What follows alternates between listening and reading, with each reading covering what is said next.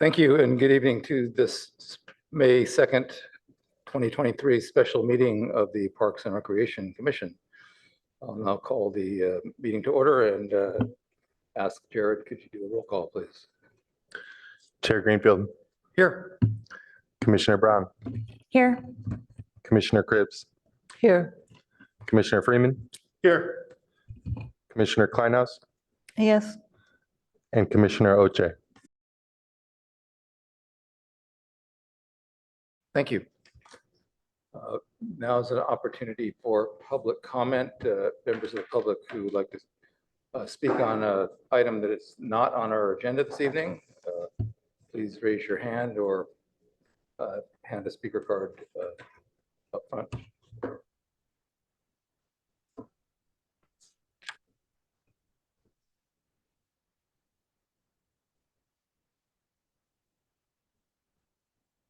And looks like we do not have any speakers this evening. Then we'll move forward with agenda changes, additions, and deletions. Anyone have anything they'd like to suggest to change around this evening? If not, then we will move forward with the approval of the draft minutes from the March 28th, 2023 Parks and Rec meeting. Does anyone have any comments or updates regarding the minutes? Anne, please. Yes, thank you. I just have one. Could we include Sam's last name in the minutes, please? It's on page 12, line 11, Kapinski.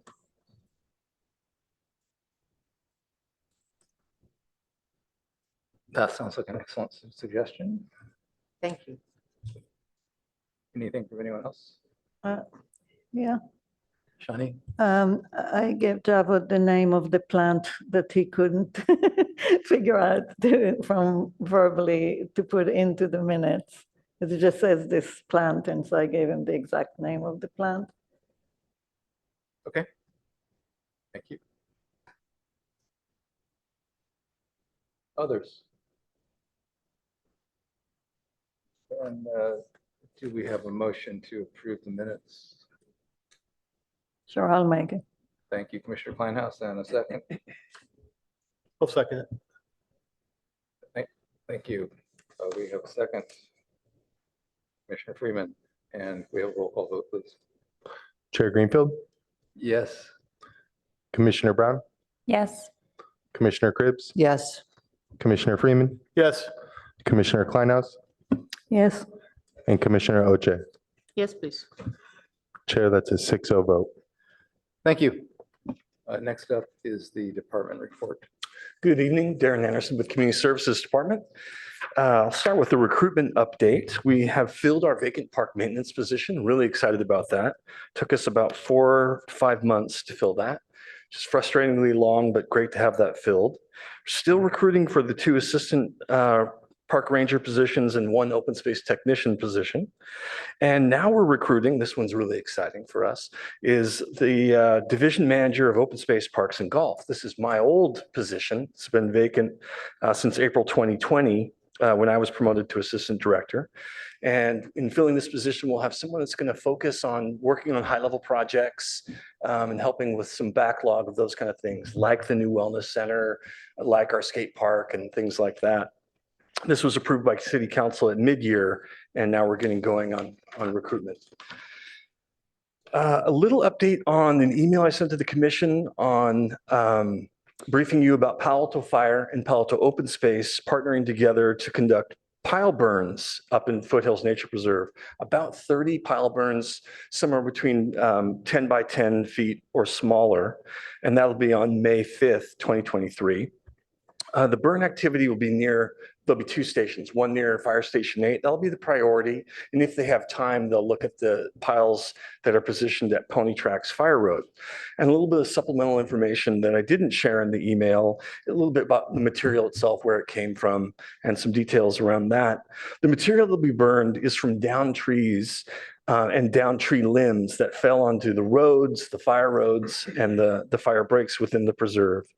The down trees elsewhere in the preserve, and there were plenty of them, were left in place. Those still remain to decay naturally. And the question that we received was how many trees have fallen? And I don't have exact numbers. This is a rough estimate, but since December 2022, approximately 200 trees came down in foothills and Arastradero preserves. The majority of the piles at that pony track site came from just 2 to 3 large trees that fell in that area onto the fire road itself. And so they were bucked up and put into these piles.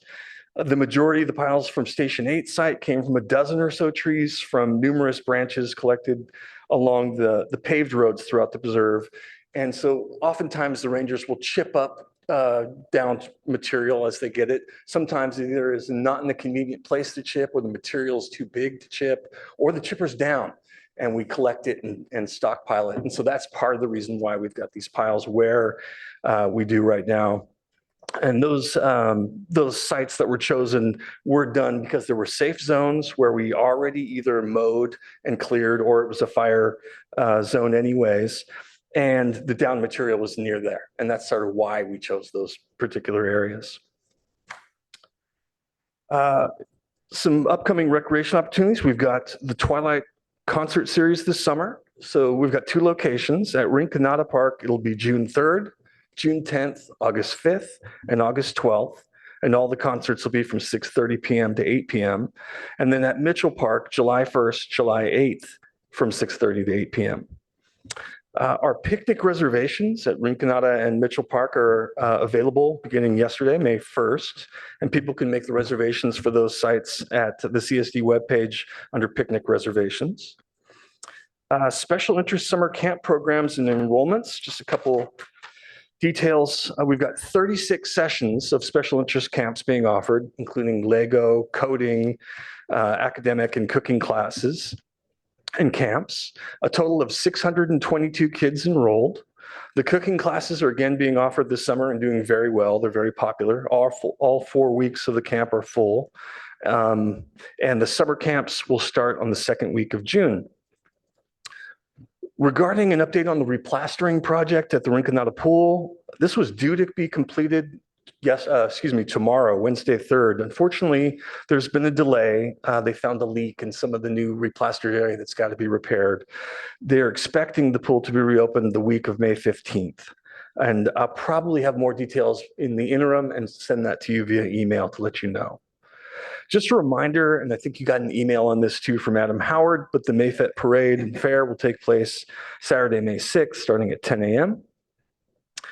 And the rest of the details of that in the email, and I previously provided an update on that. And so, Chair, that wraps up the department report. Thank you. Do any commissioners have any questions for Darren regarding the department report? Thanks, Chair. Just out of curiosity, I missed the dates for the concert. So is there somewhere else people could go check? Yes, and I can send out the link if that's Okay. helpful. Okay. And then you talked about the power bonds. I believe the city staff would have fire safety plans, right? Can you say that? Oh, the pile burns. Yes, the Yes. fire department will be there. Yes, we've carefully ensured. In fact, we had to choose a date where we ensured we had as many fire staff and rangers as necessary to do it safely. Okay. And we're also going to do it in increments. So it's not like we're going to burn all the piles at once. We'll do 1 or 2, and then once those are burned down, move on to the others. Okay. And then I just want to ask about the summer camps. I don't know if it's too late, but I don't know if we have like businesses that provide for, like physically or, cognitive disadvantaged people or something like that. Is it too late to consider that, or do we So, just go with our previous vendors and then roll over for the next year? To offer new camps at this point, probably not. I think it would be the next summer, or maybe other sessions that we could get in, but I don't think we could get them arranged in place between now and these ones, unfortunately. But I'm glad to bring it up to the rec staff. Okay, I was just curious to know the process that it takes to get word out for vendors who can provide. Right, and the timing, I'd have to look into it a little bit. I'm not quite sure.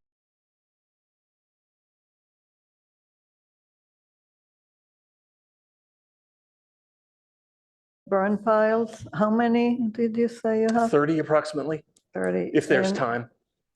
And do you know what the trees are mostly? You said a lot of it comes from a couple of trees? For example, no, I don't know the species. I know they fell onto the fire road. It was just 2 to 3 at the pony tracks burn pile. So I don't know what they were, but they were right along the edge. And why don't they just, roll them to the side and let them Oftentimes we disintegrate? do when they're conveniently done so. That's what the vast majority ends up happening. They kind of get pushed back in. And when they fall in such a place that it's more difficult because it's too large or can't be chipped, or we're going to destroy habitat by pushing it back in, crushing other vegetation or trees, it's handled differently.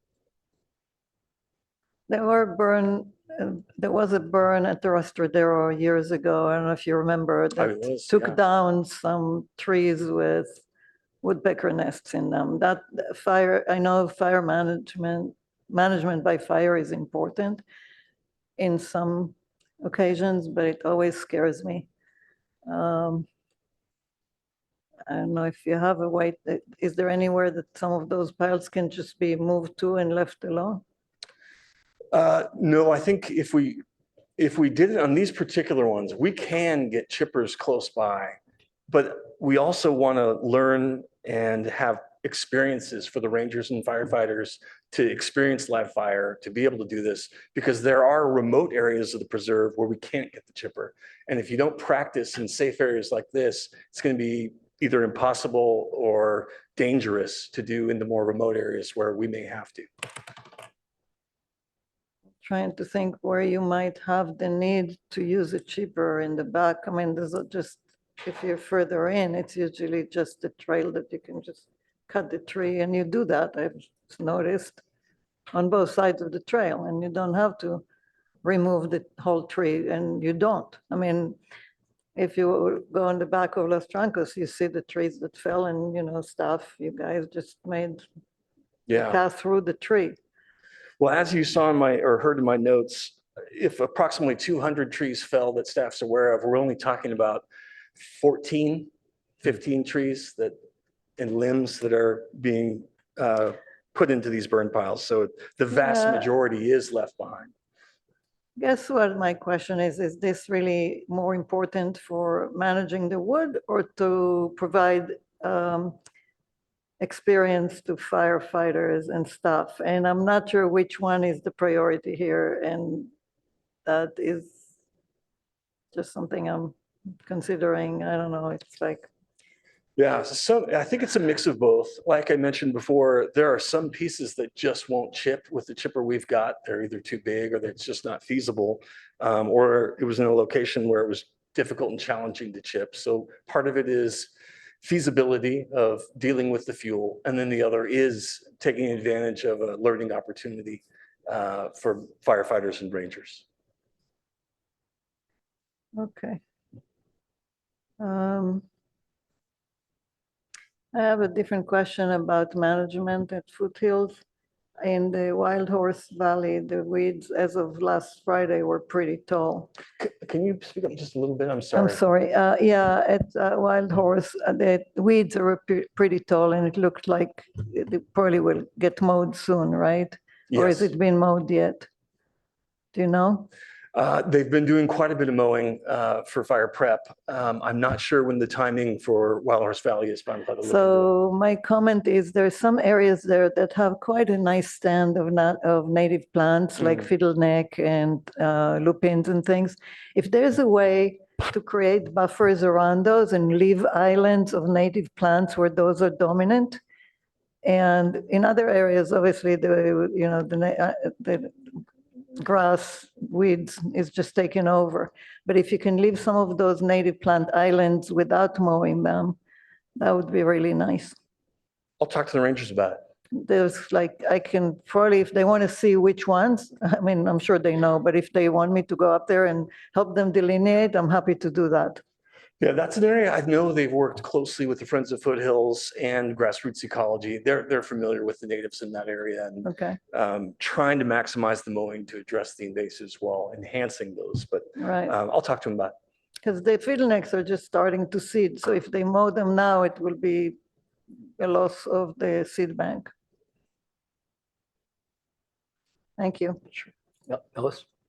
Yeah, I just want to chime in on the pile fire burning.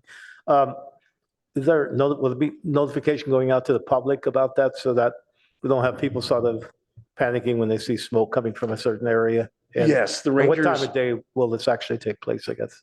it'll start at 8 in the morning. Okay. And yes, Rangers communicate with all the nearby neighbors, and the city's communication team was notified. They've shared, got the word out to council. And the Office of Emergency Services is also sending out heads up to folks through their systems, as I understand it. And it sounds like we were still very, very successful on the CAP programs. And with that being said, with 622 kids, I guess, enrolled, was there a wait list of, and if so, what's the size of that wait list and how do you go about notifying those folks that there's an opening or so? Yeah, the wait list is considerable, frustratingly so. They're told as soon as, they try to register, so they're aware. And if there are changes, they get notified. But what we're really trying to do is add capacity to future years, but it's tough to keep up with the demand, unfortunately. Yeah, I think one of the things I've heard is that people, I guess there's multiple ways in which the people are notified of when the programs are going to be open and so forth. And people who've been here for a while know the process. I guess new people sort of find out sort of after the fact and they sort of miss out on that. What type of, have we made any adjustments to the communication so that there's a broader, I guess, communications to the public, especially for new people moving into the area who might not be aware of what the process is? Well, the Enjoy catalog is where they're all kept, and those are mailed to everybody, and they're all at our libraries and community centers. There's definitely an effort on behalf of the recreation team to make it equitable and fair, because that's always an issue where you have to kind of struggle to get those early and limited spots, and especially the most popular camps. So I know they're trying their best. I don't know what the latest techniques are or if they're thinking about altering them more, but I'm glad to look into it and ask. Yeah, okay, yeah, and maybe utility bills would be maybe one way that, new people coming into the area, they're going to they're going to, want to have power internally, utility, so utility bills might be one process. Thanks.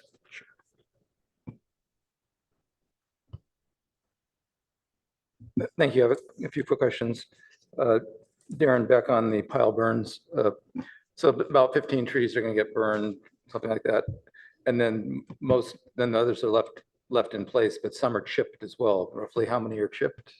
It varies. These are typically, again, ones that have fallen into the road, and we've got the chipper available and staff's there, and it's the right size diameter, and they're chipped. And sometimes the chips are put right where the tree falls on the edge of either the road or the fire break, or sometimes they're brought to a place where we need wood chips for whatever reason, suppress weeds, et cetera. But in addition, whole tree trunks are left to decay in place in many cases as well, or? Yeah.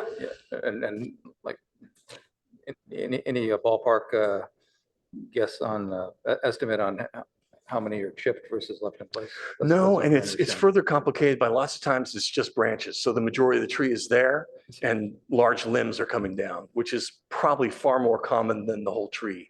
And so I would guesstimate the majority of the ones that are getting chipped. And generally, you're chipping what you can, or what? I mean, what is the decision? Yeah, I think so. When we've got a chipper available and staff to run it, we're chipping when we can. I think that's a fair assessment. If it can't be pushed back safely into the brush that it came from. So the first choice would be to push it back into the. Typically, I'd say. I mean, as long as it's. First choice is decay in place. Yes. Okay. And if it's in a bad place, then you chip it. Right. Where we're going to harm other vegetation, there's no point in pushing it back in and crushing other small trees or shrubs, et cetera. Thanks. Just trying to get a feel for that. On the Twilight concert series, who organizes that and who picks the concerts for each the acts and the venues and the dates and all? I'm not quite sure. I can get back to you on that. I want to say it's like the children's theater group ends up helping lead that endeavor. And do we have any commissioners that have raised their hand to participate at the Mayfest parade yet? If they did, they went straight to Adam Howard and didn't notify me. Joy did? Great. That's super. Wondering if any commissioners had volunteered to participate, to represent the PRC and help judge floats at the May Fete. Yes. I was a tentative. Excuse me? Tentative. You're tentative. Okay, we're covered. Just wanted to. One or two is a nice quorum. Thank you. Can you provide any update on the fire at Coverly? No, I don't have details. Okay. Unfortunately. And does everybody know that there was a fire at Coverly? Okay.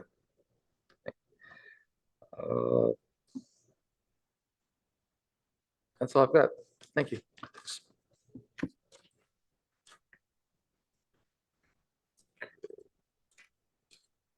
The next item, or the first item of business, which is next, is the election of the chair and vice chairs. So this is the first meeting of the year, per se, of our new terms. And past, this is something that's happened in January of each year. And the city council has shifted the time in which new commissioners are appointed to commissions. So this is now happening in what's effectively the April meeting, which is just a little bit late for April. Darren, do you want to go ahead and put up the procedure? Sure. So there's I'm going to review the protocol for the election of a new chair and a vice chair, and it's a one-year term. The outgoing chair explains the general duties and responsibilities of the chair, including the monthly time commitment necessary to facilitate meetings. What you're looking at is kind of a summarized list which we've used in the past to review the chairperson's role.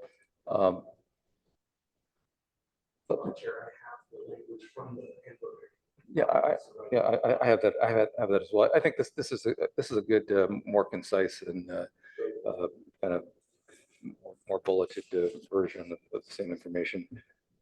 So the chairperson presides at the meetings and oversees the meetings and the rules and the conduct.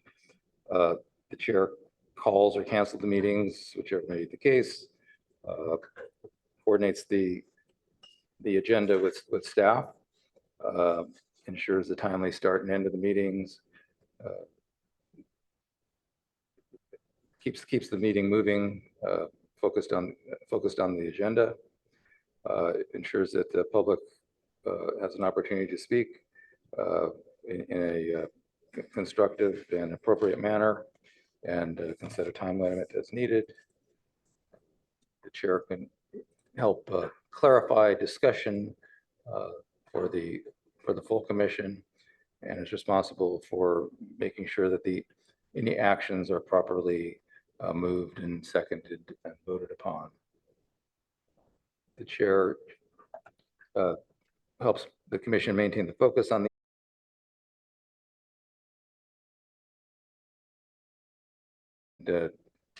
help avoid them, make sure they don't drift off the agenda, consistent with our guidelines from the Brown Act.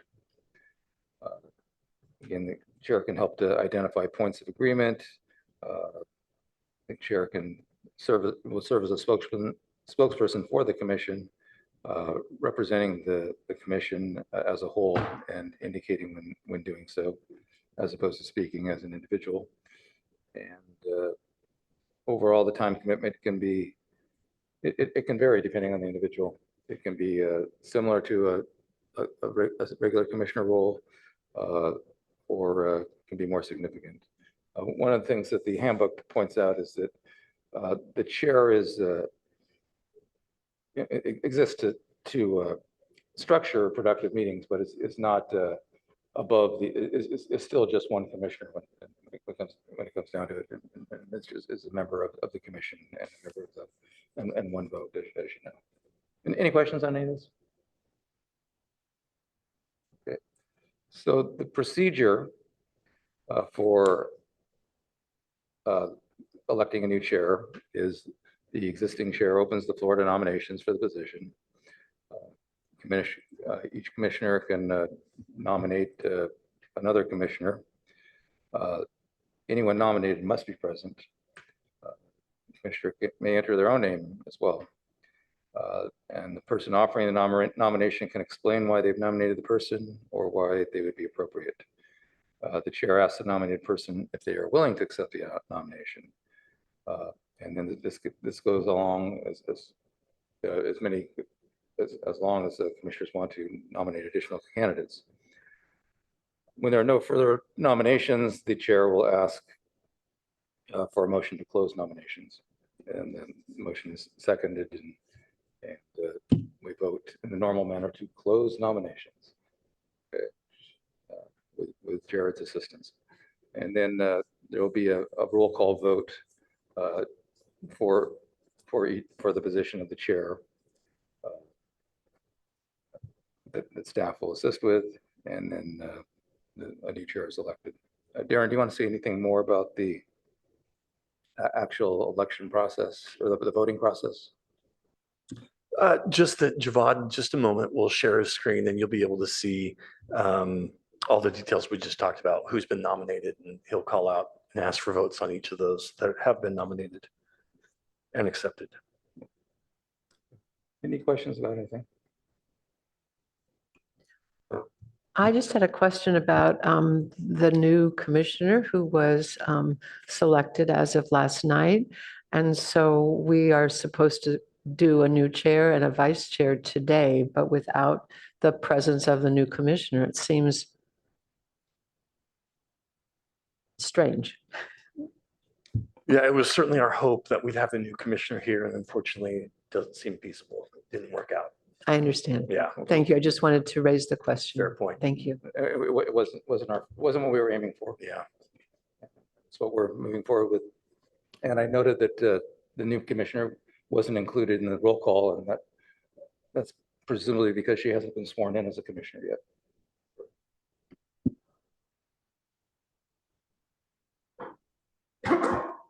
So currently there are 6 commissioners on the Parks and Rec Commission. Any other questions? Can I nominate someone? Not until nominations are opened. Oh. Okay, I'd like to now open nominations for the position of chair. Does anyone have any nominations? So can I nominate? Yes, Shawnee, go ahead. All right, well, I would like to nominate Jeff Greenfield to continue as chair. I came to this commission new and inexperienced, and I have to say that the guidance and consistency and follow-up and encouragement have been of tremendous value and learning experience for me. I think overall Jeff has steered us in a very balanced and professional manner, very respectful to all, excellent on all the aspects of the long list that he read there just a few minutes ago. And so I would like to nominate Jeff. Thank you. Thank you for the kind nomination, or the nomination, the kind words. I will accept the nomination with the, I enjoyed serving as a chair and a position of leadership on the commission. I appreciate everyone's contributions and do,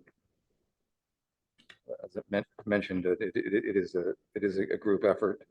I guess I accept with the caveat that I will have I'll need to have a strong vice chair this year, or some family obligations I'll have in the year coming. So with the understanding that I'll have a strong vice chair that will be able to step in as needed, I will accept the nomination. Thank you. Any other nominations? Yes, I would like to make a nomination. I'd like to nominate Commissioner Brown to be the chair this year, not out of any lack of admiration for what Chair Greenfield has done, but because I think it's a really nice thing to move the chairmanship around and give other people opportunities. I've been able to work with Commissioner Brown on several projects. I've always admired her astute comments and concise comments at the commission meetings. And I think that she would do an incredible job. Commissioner Brown. With great respect and appreciation, I would decline the nomination, as I would like to support the other nomination, but I do have interest in continuing to lead in this group, but thank you very much. You're welcome very much. Thank you. Are there any other nominations? If not, is there a motion to close nominations? So moved. Commissioner Brown and seconded by Commissioner Freeman. Can we have a roll call vote, please? Chair Greenfield, Yes. Commissioner Brown, Yes. Commissioner Cribbs, Yes. Commissioner Freeman, Yes. Commissioner Kleinhaus, Yes. and Commissioner Oche. Yes, please. Chair, that's a 6-0 vote. Thank you. Now we move forward with the vote for the election of chair. The roll call vote. So if I understand correctly, it's a yes or no vote on each candidate. In this case, there's one.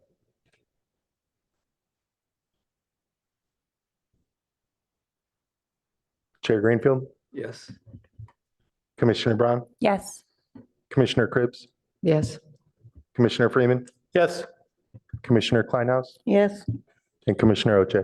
Yes, please. Chair, that's a 6-0 vote.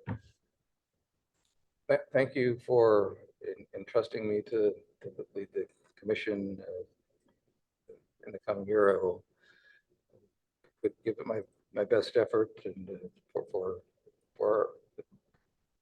for the commission itself, but moreover for the community that we serve. Thank you. It's an honor. Now we move on to the election of the vice chair.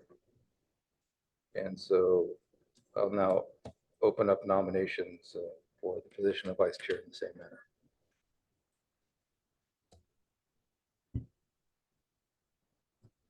And your mic is lit. Did you? Oh, I'd love to. Trying again, I would, I would like to nominate that she serve as the chair. So I'm hoping that she will accept the nomination. I will Commissioner Brown. accept the nomination. Thank you very much. Thank you.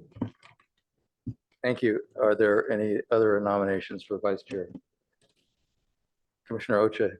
Yes, please. Thank you. I would like to nominate for vice chair. I would like to nominate Commissioner Freeman because I believe that he's willing and he would be willing. Now that I've nominated him, he's able to carry on the duties of the vice chair. I listen a lot to the kind of questions he asks, and I'm hoping I can learn more to ask very brilliant questions like you do. I also know that you've really sacrificed your time to kind of serve in different projects and different ad hocs. And I believe this would be a great opportunity for you to also lead as vice chair. So, thank you. Commissioner Freeman, do you accept the nomination? I'll accept it, but I'm also very much in support of Commissioner Brown being the vice chair. So with that, I would remove my name from, and thank you for considering me for the vice chair. I mean, I could leave my name out there, but I think I want to give all of the votes to Commissioner Brown if possible. So just to clarify, you are not accepting the nomination or you are? Yeah, I'm not accepting. Thank you. Thank you. Are there any other nominations for vice chair?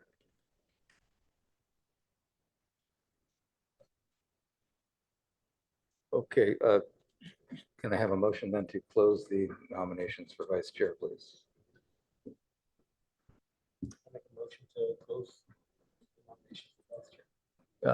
So moved by Commissioner Freeman and a second.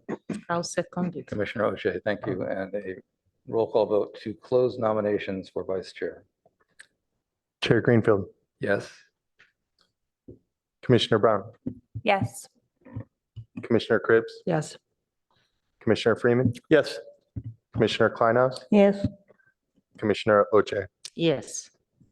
Chair, that's a 6-0 vote.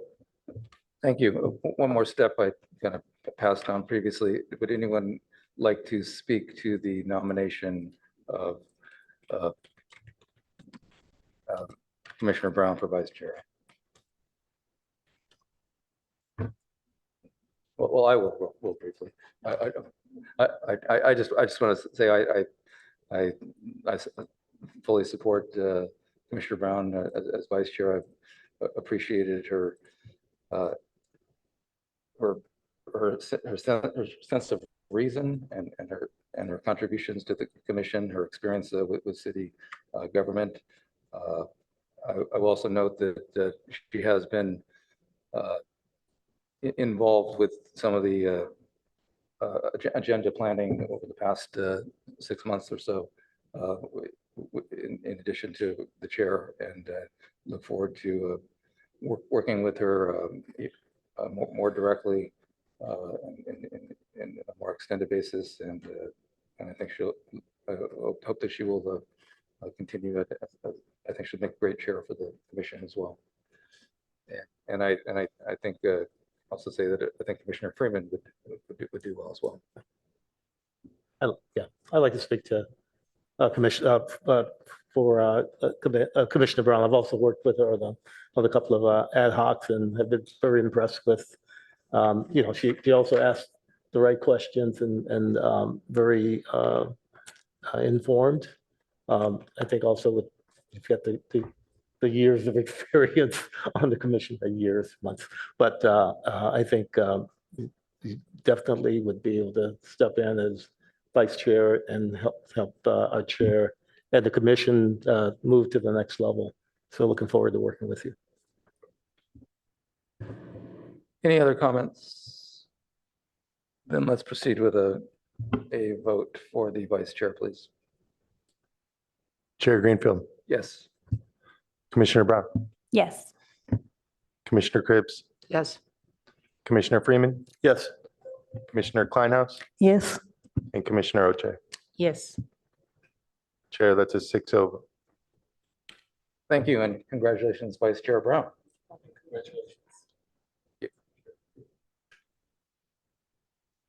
Okay, next up is the Community Garden Program update. And Chair, it'd be my pleasure to introduce Javad Godes. He's the coordinator for open space parks and golf. In addition to helping with the commission in this capacity, he also oversees the community garden program. And Javad, thanks so much for doing the presentation this evening. Really appreciate it.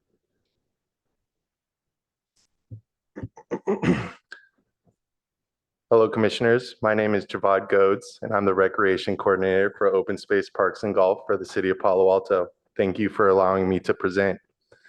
Tonight, I will be providing an update on the Community Garden Program, including the mission and background, locations, participants, the city's role, fees and discounts, outreach and events, and contact information. The mission statement for the program is that the Palo Alto Community Gardens are places where gardeners adhere to organic gardening principles, concepts, and practices with mutual respect for their gardening neighbors. Some background and history on the Community Garden Program includes that the Community Services Department began managing the program in the 1970s. The program currently supports 5 different garden locations throughout the city in both northern and southern Palo Alto. And between the 5 locations, there are a total of over 400 plots. This is a city-led program, but the success of the program depends on the energy, enthusiasm, and skill of the gardeners. And to help with the success, Each location has volunteer garden liaisons to assist the community garden coordinator with ensuring the rules of the garden are followed by the plot renters. Some challenges that have existed in the program include actual vacancies in managing the program. This includes city staff such as the community garden coordinator and volunteer garden liaisons. Another challenge is the diverse gardening techniques and practices.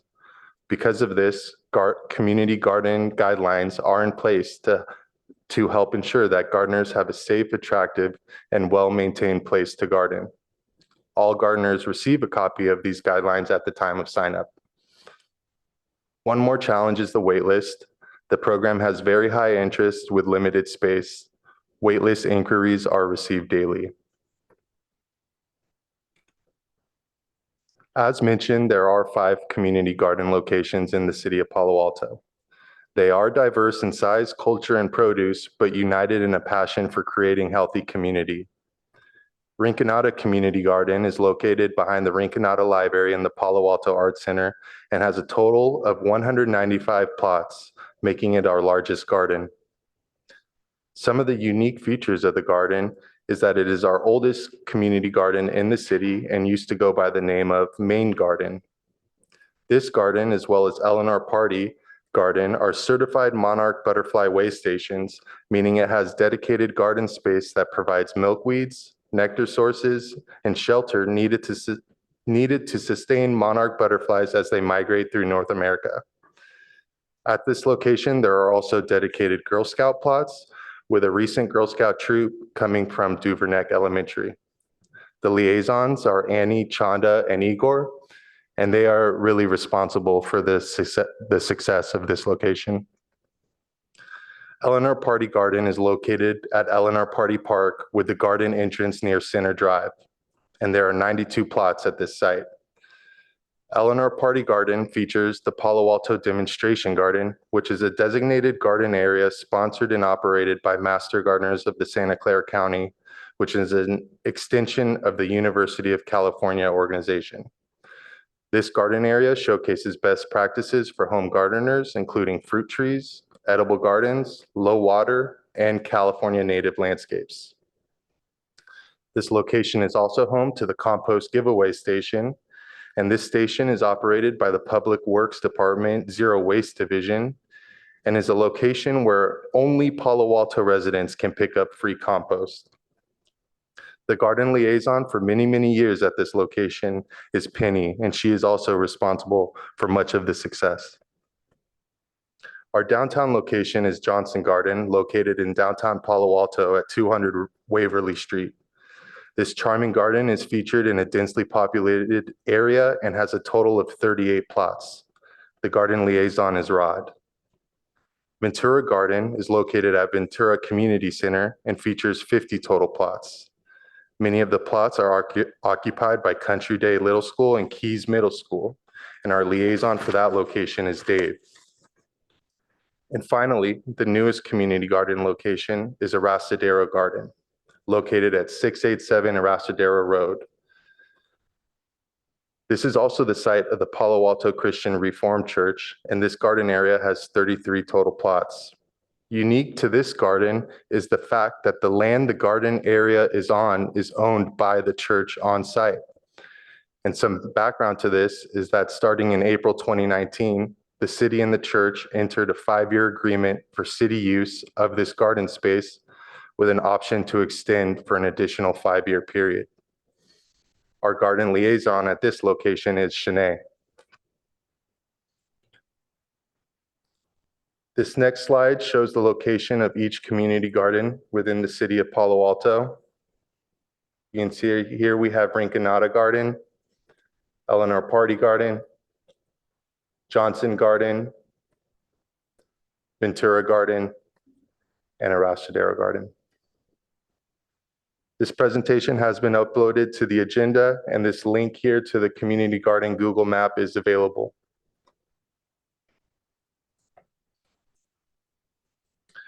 Looking at who makes up the garden groups, participation in this program requires that you be a Palo Alto resident who is 18 years of age or older, and this proof of age and residency is required at the time of sign up. Some age demographic examples include Rinconada Garden, consisting of 50% seniors, Johnson Garden, consisting of 40% seniors, and Arasadero Garden, consisting of 25% seniors, as well as many families who occupy plots at all locations. The city's role in managing the community garden program includes providing a community space, issuing garden licenses, and collecting and processing billing information, providing a point of contact for Palo Alto residents to be added to the waiting list, providing gardeners with wood chips and compost and garbage services, maintenance and repair of the underground water system, and purchase of supplies for maintenance of underground water system. Moving into the fees and discounts, community garden billing is done on a calendar year basis. The current rate for a garden plot is 90 cents per square foot. In addition to the annual billing, there's a one-time refundable deposit due at time of sign up, and the current deposit amount is $200. It is important to note that all plots vary in size, so the total fee varies by plot. Moving into discounts where eligibility applies, we offer a senior discount, which states that any plot holder who is 60 years of age or older is eligible to receive a 25% discount, or the disabled or income eligible discount, which states that any eligible plot holder may apply for a fee reduction of 25 to 50% through the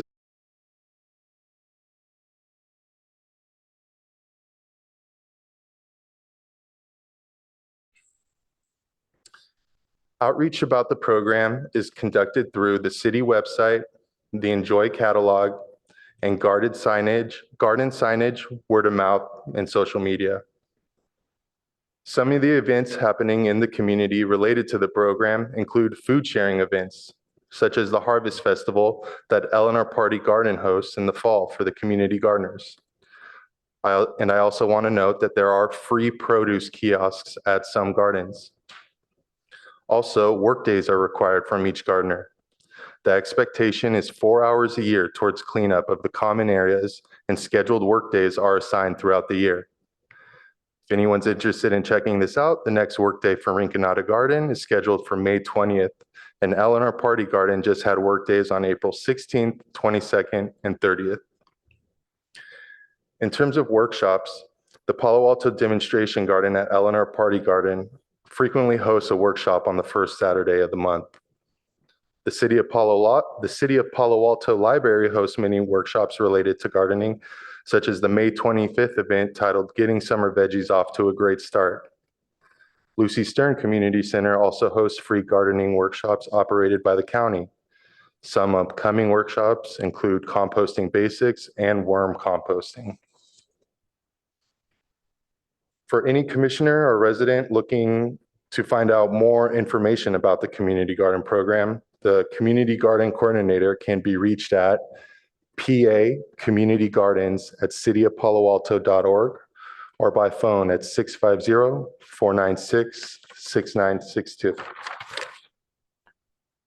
I've also provided links to the community garden webpage, library events, composting workshops, and fee reduction application information. With that, I'd like to conclude my presentation on the community garden program update. Thank you for allowing me to present, and I welcome any clarifying questions and comments.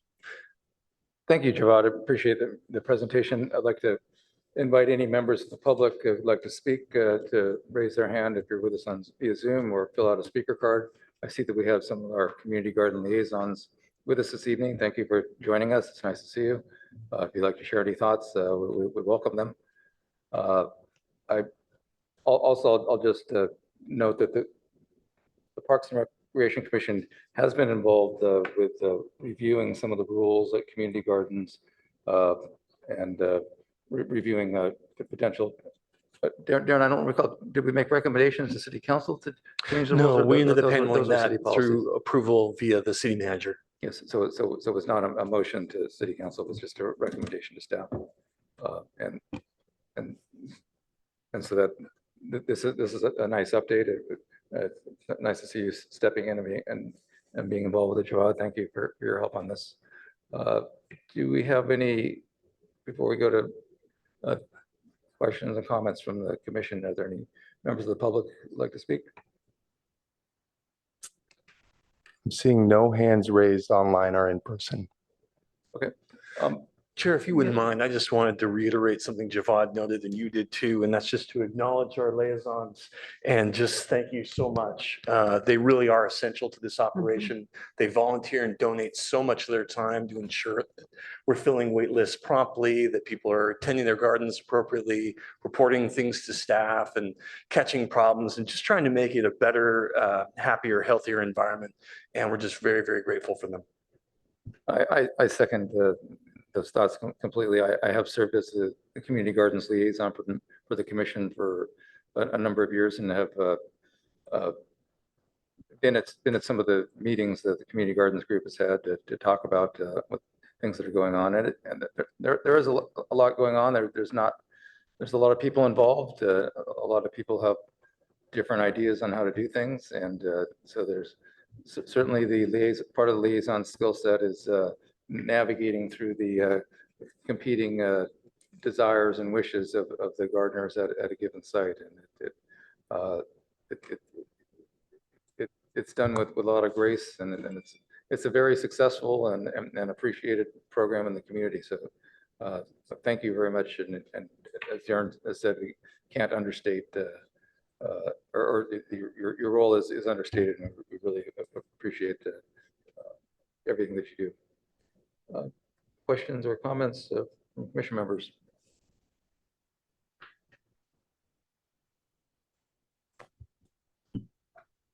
Yes, I'd just like to add my thanks to the garden coordinators because I've followed them over the years, and they really bring together a sense of community around the gardens. It's wonderful for Palo Alto residents to have the opportunity to work in the gardens. Nothing better. So just congratulations and thank you very much for your service.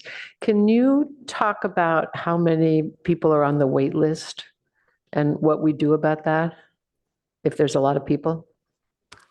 Yeah, so right now we do have around 50 participants on the wait list. Ooh. And we may be closing the wait list due to the wait times. As garden plots fill, they don't become available quickly. So we do cap the wait list once the turnover in the gardens isn't happening so fast. So right now there is a list of 50 wait list participants. So about how long is the wait list? I mean, not how long in terms of 50, but how long in terms of time? It could take a year or two to get into a garden site. We had the position vacant for a while. We were missing some garden liaisons. So the wait list got built up. And since we've been chopping away, filling in the plots, and like I said, we have inquiries coming in every single day. So we are actively trying to find new space for gardeners. Our liaisons are contacting the existing gardeners, asking who's interested in maybe dividing their plot so that we can try and incorporate new gardeners at our existing sites. Thank you. And then the last question on the map, it looks like Midtown and sort of South Palo Alto, closer to 101, doesn't really have a community garden. And does that seem right? Do we need to make an effort to get into Midtown or that area? Is that possible for another community garden? Javad, maybe I can help with that one. And Commissioner Cripps, I think that's right. We're always on the lookout for that. Dog parks and community gardens, right? Yeah. And so as there is either park dedication opportunities or renovations in particular park, we're always looking, is it feasible to put one here? Would that work? Is it complementary? So I think, yes, we're keeping our eyes there. And yes, I think you're right. You cleanly observed a gap where it would be nice if we had the opportunity. And is there an estimated cost to make to start a community garden? if we- you find the land? Yeah, this last go round at the Arrestadero Garden, as Javad mentioned, in partnership with that church, we did it all in-house. So maybe like $1,000 or less in buying some plants, but the rest, all the labor was done in-house, all the irrigation. So we've got a lot of skill on our staff and Mhm. ability to do that kind of thing on a scale comparable with that, where we're talking about, what do we have at Arrestaderos? 40 plots, something like that? 35, 40 plots. Probably not at the main garden level where we couldn't do it all, but something like a Arrestadero garden, yeah, I think we could do that in-house for relatively cheap. So should the opportunity arise, I think we could make it happen. Thank you. Thank you for the presentation too. I learned a lot. I appreciate it. Vice Chair. Excellent presentation. And you beat me to it when you said it's already on the website and available, because I think this is a great tool for the public to just have an overview of the great. You said about the city's role in terms of maintenance of the underground water system. Are there other maintenance issues? I know other community gardens have had issues with tree roots kind of going underneath the garden beds, or maybe pipe issues, or tree falling. Is that something that the city would step in and help with, rather than falling to the volunteers or the people that rent the plot? Yeah, with the recent storms, the city was responsible for a lot of the tree cleanup from the fallen trees. Great. Urban forestry came out. Great. And then where does the compost come from for the compost giveaways? The compost is provided by Green Waste of Palo Alto. Great. Awesome. Okay, thank you. Commissioner Freeman. Yes. Thank you. Thanks for the presentation. I've seen a couple of the invites for some of these garden webinars. I'm sort of a novice trying to get started on that, so it's nice to know about those things. As far as tapping in on the wait list, you mentioned that can go out to a year. What is there? I guess once you start a community garden, there's no time limit for people to roll off and let other people on, or is it how does that process work? I guess. Correct. So if the gardener is within good standing, they are rolled over into the next calendar year. There is a process for notifying gardeners of improper etiquette and notices and violations. So we do have proper protocol and steps to inform a gardener of a violation. Once they've received a few notices, we then give them like 30-day notice to act on it. And once these steps have been taken and nothing's been addressed, we then have the right to remove the garden license from the plot renter. At that time, the space becomes vacant. So if the gardener is within good standing, they are rolled over into the next calendar year. And many of these gardeners have been there for a long time. So it's, unless there's an expansion of some sort, it's pretty difficult for, I guess, new people coming into the community to kind of go into it, I guess. Yeah, we do have turnover every year, especially when the garden expectation rises with better weather. So there is turnover every year, but not a high level, not a high amount.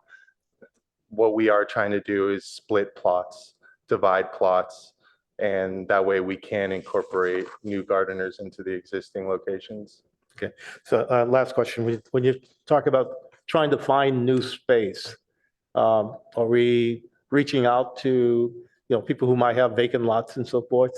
What's the process? I guess that would be the same as looking for dog parks, I guess, but I would think that gardening spots would be a little bit smaller than trying to do something at a dog park level. Yeah, I think so. I think they can be smaller than dog parks and still be successful. We haven't done a lot of checking to see if vacant lots are available or for sale. That last one for the Arrestadero Garden was just a really fortunate situation where they had an abandoned garden and the different group had been using it. They pulled up shop and left, and it was overgrown, and we made contact and it turned out it was a mutually beneficial situation where we could restore that area, maintain it, keep it nice, do some work on their trees, and then they agreed to this lease arrangement. So that was really special, ideal situation. I think the other ones that we're looking for are more like when we have a park renovation coming up and there's maybe a large passive turf area. And we say, gosh, wouldn't it be nice if we could use part of that? So it's a community conversation at that point when we are planning a project to see if there's space. Okay, thank you. Johnny? In response to that vacant area that doesn't have park, there used to be the church at the corner of East Meadow and Middlefield used to have a, Mhm. and I was hoping so much the city would buy that garden, and instead they sold it and built some fancy homes. So we lost that community garden. I guess it was private. My question is, who pays for the water? The city pays for Okay. the water. All right. And the other question is, can every garden be encouraged to plant milkweed, whether it's certified or not? Can you provide the seeds or plants so that we have more monarch habitat, even if it's not certified? That is something we can discuss. Thank you. I would like that. Sorry, could 'cause people- you repeat that, please? To create monarch habitat, you just need a few plants. You don't need the huge area. And if each one of the 3 gardens that don't have the certified monarch butterfly way station, just some people would agree to plant 1 or 2 milkweed plants. That's all they need, the butterflies. And, you know, in our park master plan, we have sort of a concept of creating these butterfly corridors, but we never really been able to do that. And this is opportunity to put one little piece on the mosaic that we have to create for the butterflies to come back. So that's just a comment. Could be a project for our next community garden liaison. Yeah, thank you.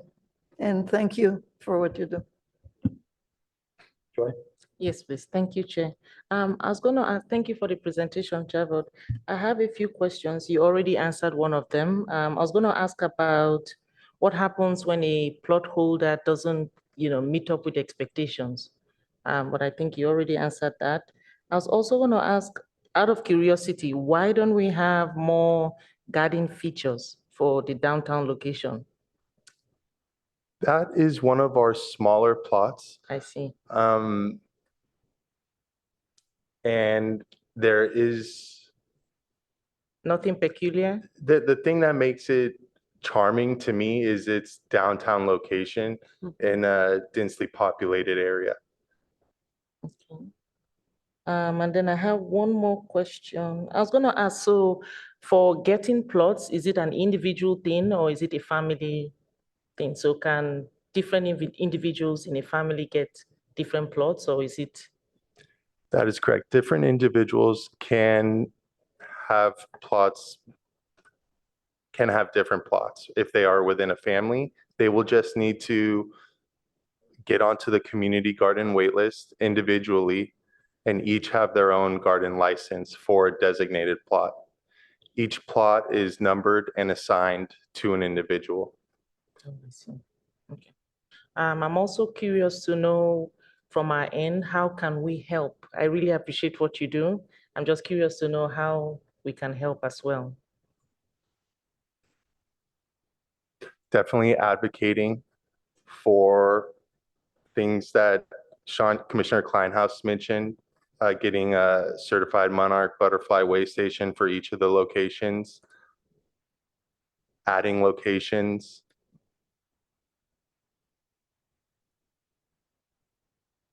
Yeah. Okay, thanks. Thank you. Thank you again for the presentation.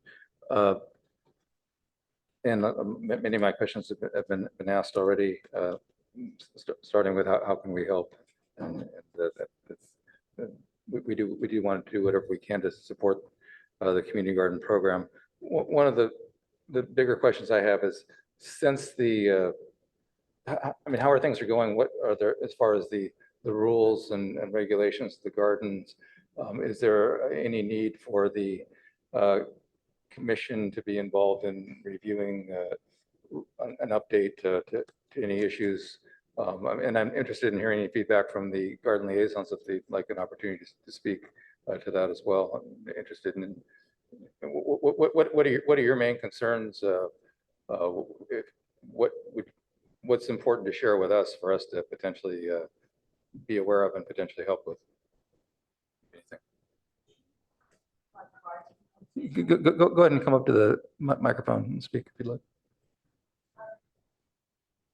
And please introduce yourself. You just want my name? I'm Abby Bradsky, retired teacher from Palo Alto Unified School District and longtime resident of Palo Alto. And we used to exercise together years and years ago when my kids were little. I had an original plot at the community garden in the 70s, $25, huge space. And I came back during the pandemic. The gardens are when our garden, at least, I'm at the community at the Rinconada garden, the big one. And Annie, who is right there in the black, runs it beautifully. It's very personal. We don't need commissioners to come in and tell us what to do. It's like someone breaks a leg, Annie knows, and she says, yeah, that garden isn't kept up, but some people are pitching in. And I consider it my other neighborhood. And I happen to know, because I've been around so long, some of my garden neighbors, but we email each other. You know, one guy said, well, the water isn't working, but I'm doing this. And the next said, well, I'll pay for any costs, that kind of thing. And then someone else has a very handicapped child who comes and he's in my garden all the time when he's there, but it's okay. I set up the garden so it's a place for him. And I even took his little rubber stuffed, rubber animals and put them in my garden so he could find them there. So it's a nice community. It's a multicultural community. It's very personal. And at the same time, if there is a plot not being taken care of and looking nice, especially in the growing season, Annie's on it in our garden. And again, lots of warnings, and people kind of readily at some point give up their gardens because they know they're not using it. And in terms of your question about do they get turned over to other people, gardens take years to develop. And so you develop the soil, you develop the plants. There's one old German guy in the garden who does chrysanthemums, and he's brought the seeds from Germany. And so luckily he's close enough to me. Some have entered my garden. So I had a couple of beautiful ones, but he will give them away. So they develop over years. When I got this new garden, I spent $600 just putting it kind of back in shape. And the gardeners, as part of their work days, weeded it, pulled out. I want a big rosemary bush I didn't want, and they did all that. But it still needed more. It needed some irrigation, so I wasn't wasting water. I could just turn it on and it went to where it needed to go. It needed more soil brought in than I could personally do at my age, so I hired people to do it. So it's, people who settle in do settle in usually for years unless something comes up. So it's that kind of thing. You're in the neighborhood, like in a Palo Alto neighborhood. And I think they're amazingly well run. It's like such a gift of the city to Palo Alto. Every once in a while, clearly everyone on the commission is in support of the gardens, but every once in a while when budget cuts come, people talk about cutting budgets for the garden. Probably that's why one of the reasons we're here, to make sure that we have support. But they're not just serving the few people that get to garden there. They're serving the whole community. People come walk through, they get educated in the garden, they bring their kids and they enjoy the gardens. And, as you all know, being outside is very enriching. And so to have community members create these spaces that are unbelievable, that it's really, the city is giving a gift to the whole, the city council is giving a gift to the whole city, not just the few people that are fortunate enough to garden. I originally wanted to plot, when I started wanting to plot again, at Johnson Park, the little one that we was talking about. It is a very unique garden. It's worth going over because it's in the middle of a playground, in the middle of housing. And then there's this garden, and the gardeners, they almost never give up those plots. It's like almost unheard of that you're going to get one of those. But anyway, I probably have said enough, but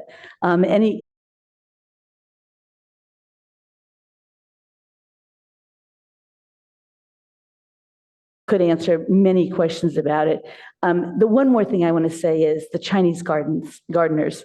There are a lot of people from other countries. Mostly at this garden, I feel like the uniqueness is some of the Chinese gardeners. A lot of these old women who speak in Chinese that know plants that I've never heard of before. So it's so enriching for me who've gardened for years to learn so many new things.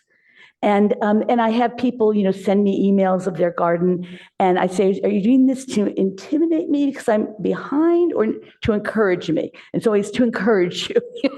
So there's just so many layers of how wonderful the gardens are. Thank you. Well, thank you for so much for sharing the personal touch and your enthusiasm and love for gardening, and the community garden program shines through very brightly. Anything you want to share?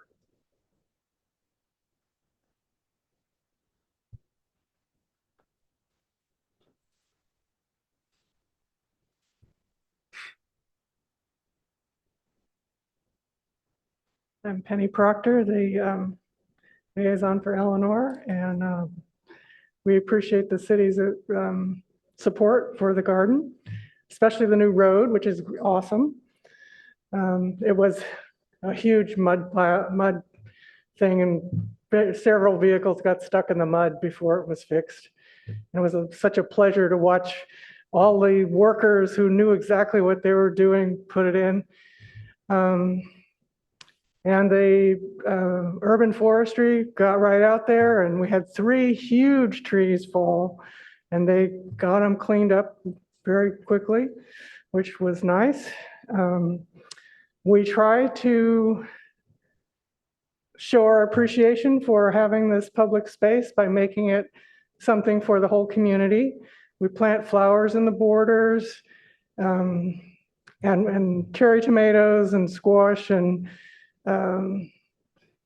berries that people can pick a few when they come.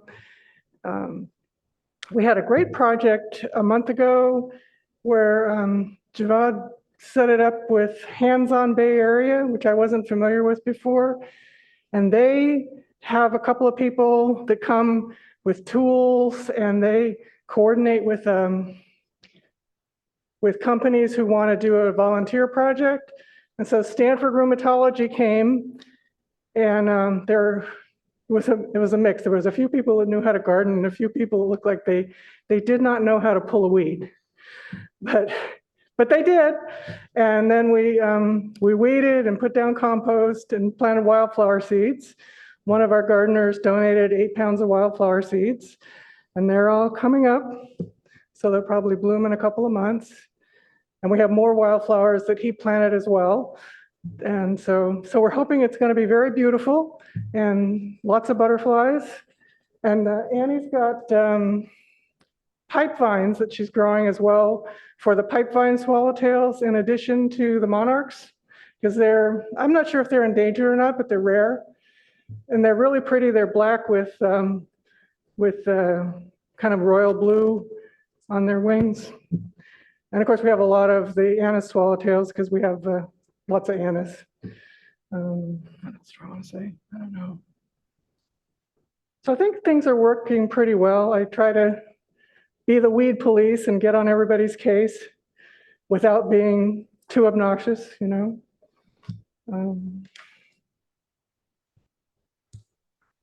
It would be nice if the city did a little more weeding of the foxtails. I don't know if that's a possibility. We try to do it, and we've got most of them gone. But if they usually, in the areas that we don't do, they go to seed, and the seed matures, and then you get more of them. And if you pull them out when they're before the seed forms, then you get less and less every year.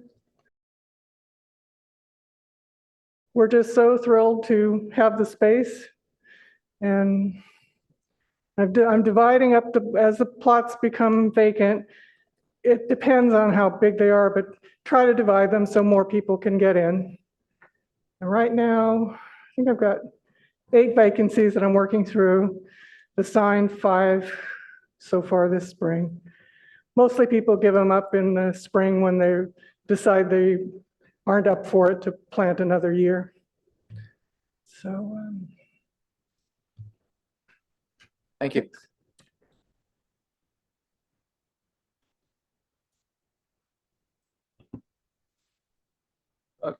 Javad, I have a question, a couple more questions, or Annie, if you want to speak, that's great.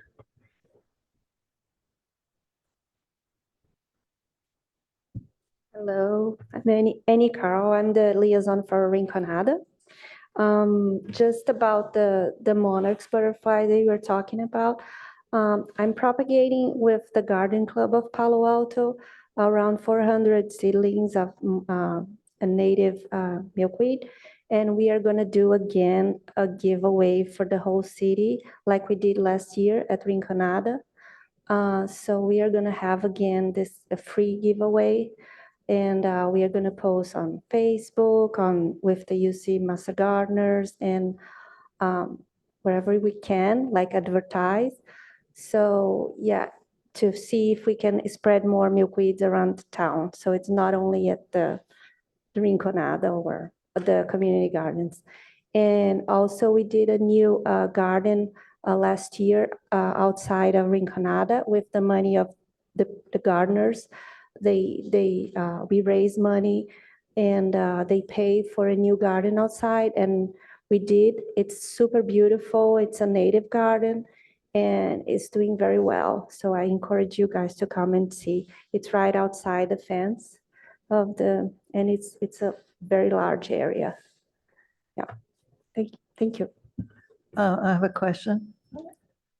Do you get the pipevine butterflies or only pipevines? We have the pipevine plants. We planted around, I think, 8 at the Rinconada. I gave a few for the UC Master, for the Palo Alto demonstration garden. They have 2 seedlings that I gave to them too. But I also have some caterpillars that a friend of mine from San Francisco, he gave me. And we released it at Rinconada, and they laid eggs last year. So this year we had around 80 butterflies. So we released it and we have more eggs. I found more eggs like last week. So we probably are gonna have more. Thank you. Well, thank you to all of you again for your contributions to really help our community gardens thrive for everyone in the community. Just a couple quick questions, Javad. In terms of the dividing of the plots, it sounds like a great idea. How successful has that been? About roughly how many plots have been divided? How many plots have you added from that? And how long We has that haven't been got going too on? many responses from interested gardeners ready to split their plot. So it has happened across all the gardens. You'll see plots numbered plot section A 3A, section 3B. So those plots have been divided in the past, but we don't get high response from existing gardeners that are looking to split their plot. It kind of becomes at a point where it becomes too much work for them, where they still want to retain some space, but also offer up some to others. Okay, thanks. I certainly appreciate the observation that the South Palo Alto and Midtown are ripe for a community garden, and I think that's something for the next community garden liaison to keep in mind, and it's opportunities dropped into our lap, but we can do what we can to try to seek that out. Last question I had, Darren. I know that not all of some of the community gardens are dedicated park space, and some are not. I believe Johnson Garden is dedicated, and the Eleanor Garden is dedicated as well. But I know that Rinconada Garden is not dedicated park space. That's correct. Parkland, and the same obviously for Ventura and Arostadero. Yeah, both that and of course, the church. Right, Arostadero. I just wanted to highlight that to commission members. Any follow-up questions or comments from any commissioners? Joy? Thanks. I was going to ask if we have guidelines.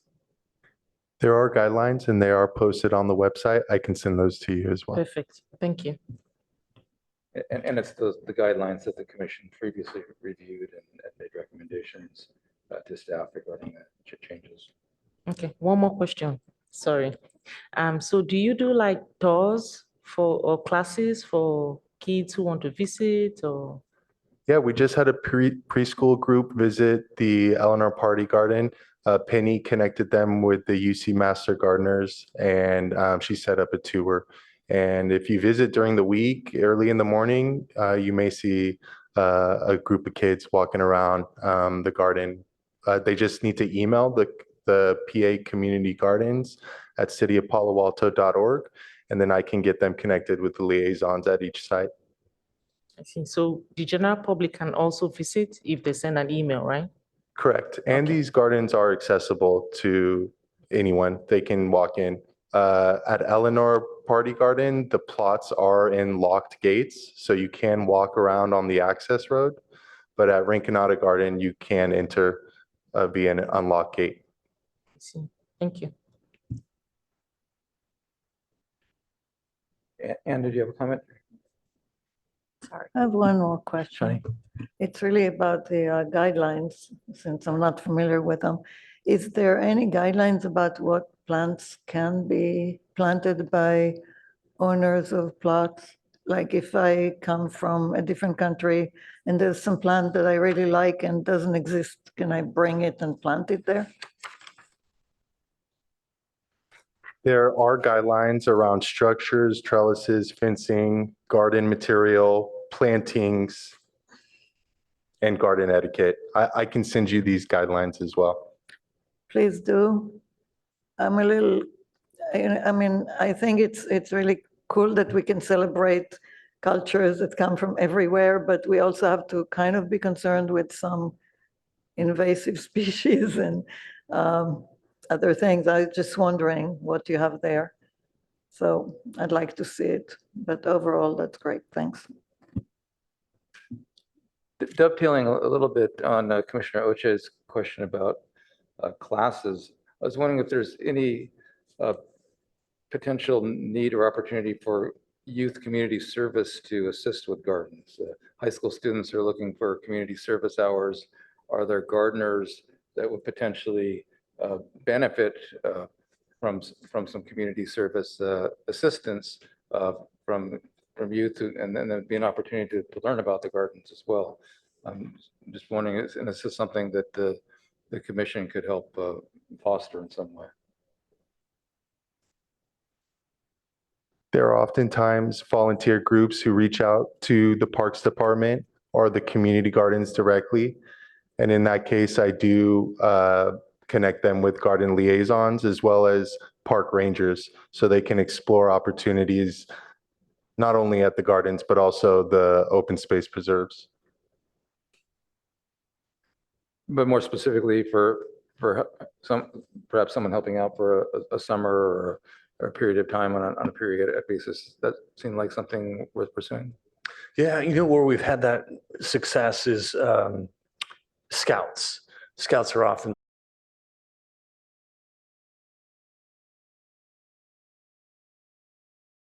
we have Eagle Scouts doing either building garden boxes or display cabinets and things like that, numbering systems for the plots, that kind of thing.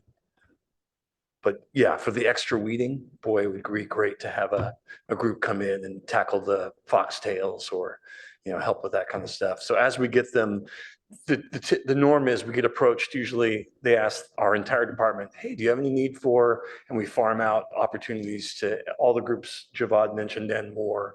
Can we use them in the urban parks? And depending on what their interests are, they kind of get parsed out accordingly. But yeah, certainly where we have interest and ability to funnel them towards this, it's a great thing. Thank you. Any other questions for anyone?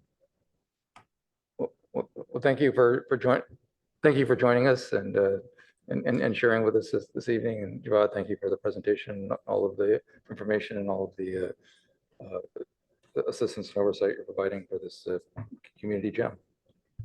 Thank you for having me.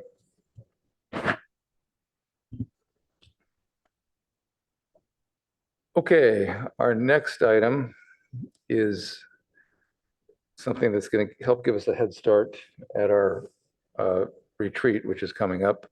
But this is the approval of our annual work plan results. We had a little bit of a lighter agenda this evening, and so I thought it would be helpful to get to work on this and see if we can knock this out. This also helps us time manage our efforts in terms of wrapping up our existing work plan at this point in time, and then as we prepare for the retreat and our next meeting to do the work plan, it'll be the active work plan moving forward. So Darren, do we have a list that we can share? So all of the ad hocs have been asked to contribute a bulleted update to list the work plan accomplishments.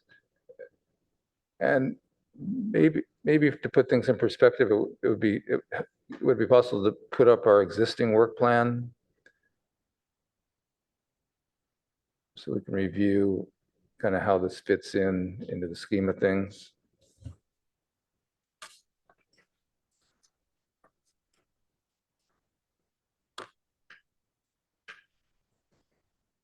Thank you for responding to the curveball.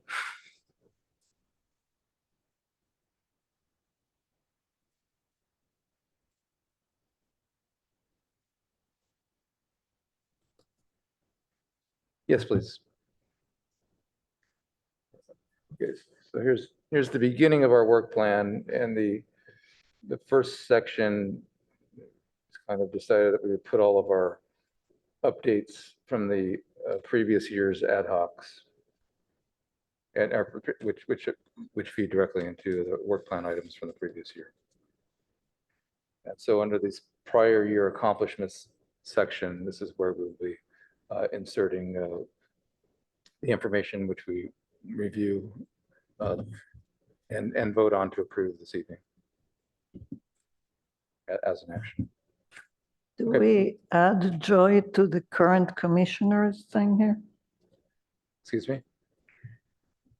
The beginning of this document? I wasn't there. So this I was, wasn't at the retreat. But it says that it's 22 to 23, so it's kind of confusing. can you scroll up, please?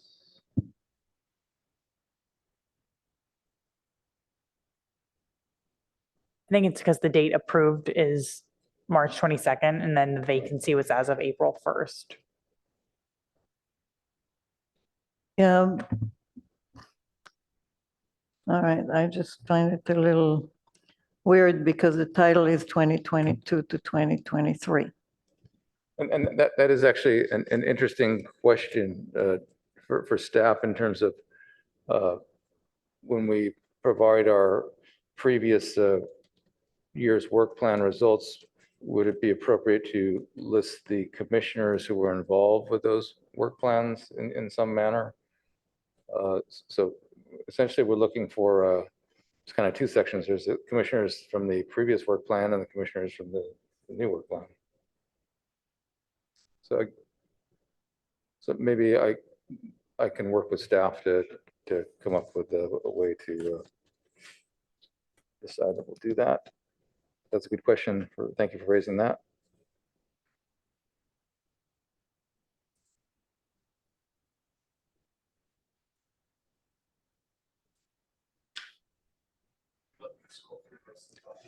I guess it would make sense that makes sense to review the work plan item and then review the results for that item.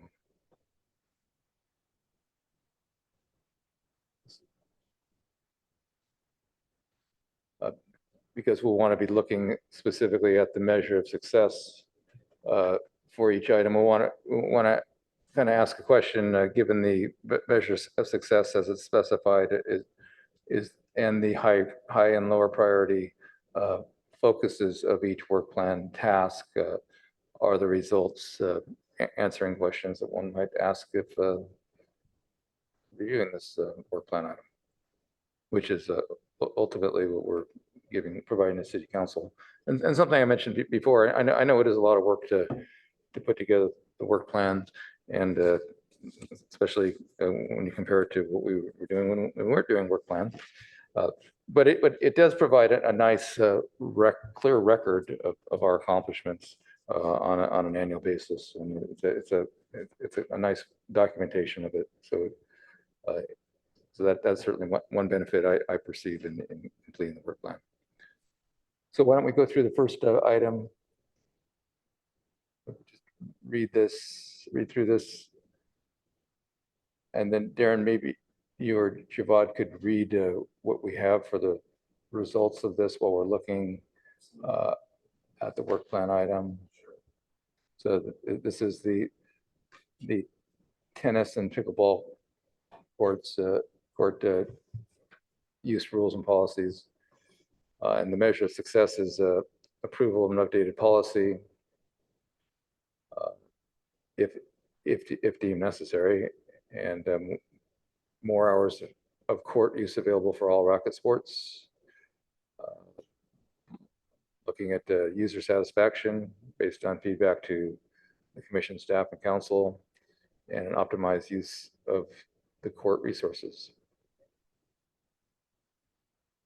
And what we've got down for the racket court policy is updated racket court policy, usage policy on November 22nd, 2022, and began research into cost and feasibility of adding lights on city-owned courts.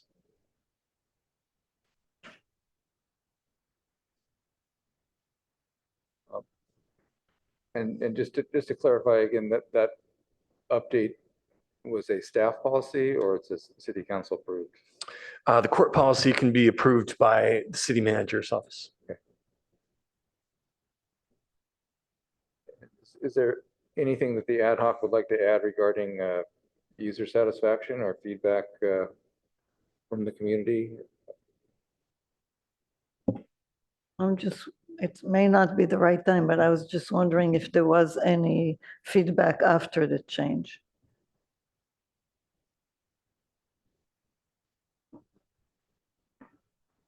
Nothing formal. I think there was confusion around the process because there was exactly that they thought it would to city council to get approved. That was the only follow-up really that I had heard from the public. I don't know if staff heard. Yeah, otherwise. I'll have to double check with Adam.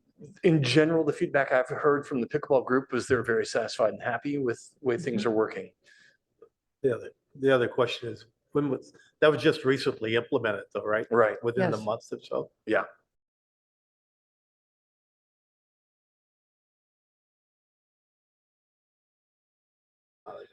No, I think you're absolutely right.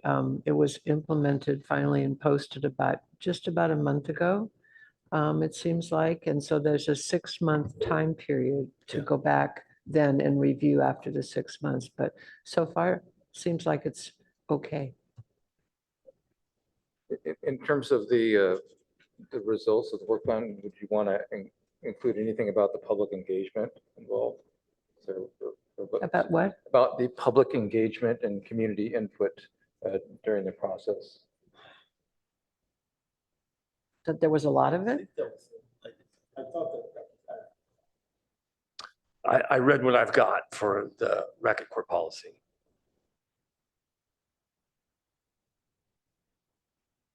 Could you reread that?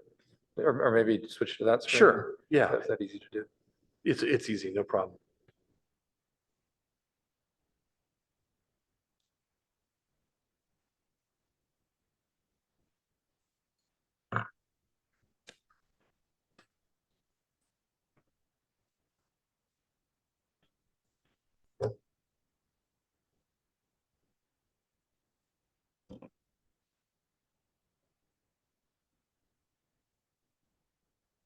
And on the update, would you want to say, any more specific about what was updated?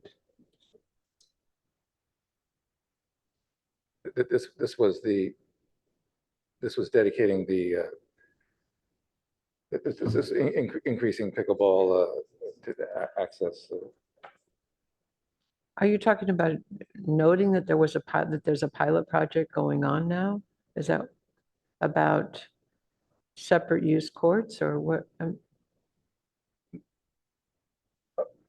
I'm just suggesting being more specific about what the updated what the update to the policy was.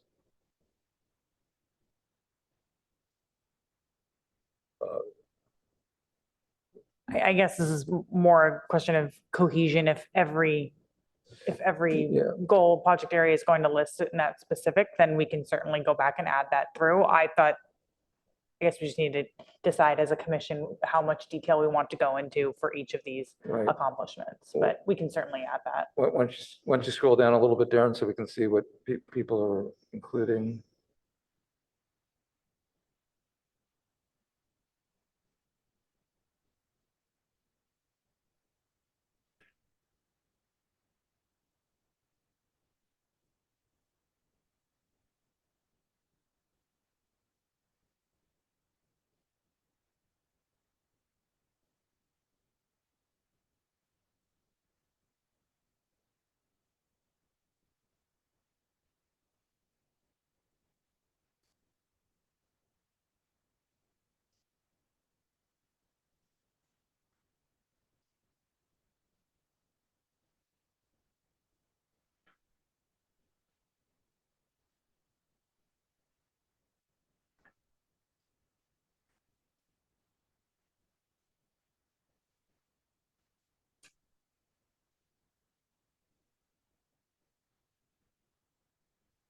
Okay.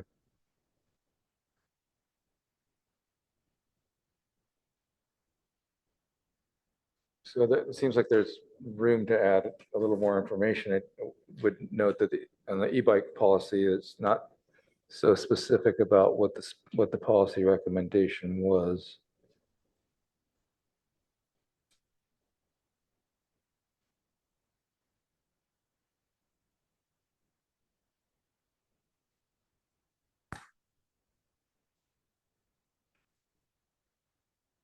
I'm just saying, this is much more detailed than last year's work plan. Just Yeah. comparing the two documents. Yeah, and the accomplishments for the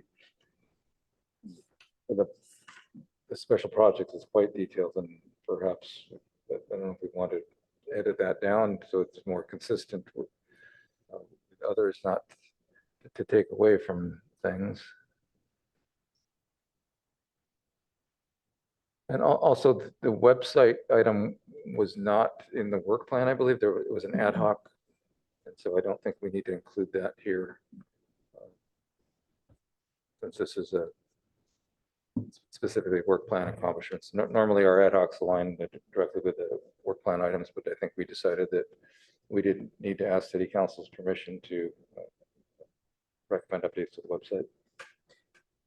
Chair, should we be including the amount of community engagement in each of these subjects or categories? To the extent that we have that, I mean, that seems to be a big interest these days. Yeah. Actually, you're right. I'm now remembering that something that council was looking to track was the community engagement.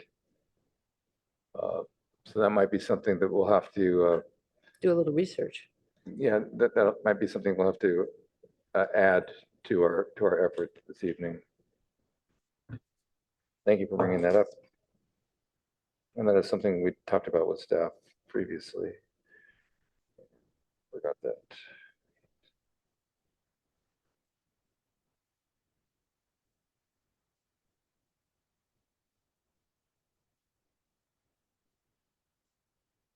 So back on the item, back on the question of racket courts policy, I was bringing up the community engagement because that was part of the metrics for success in terms of measuring if people, I think if people were happy with this, but I think part of that is also measuring, referring to the input that we got from the community before making a decision. I don't know if there's something we can add as far as a bullet item on racket court policy related to that. That seem appropriate or maybe not? was thinking along the same lines, just looking at the old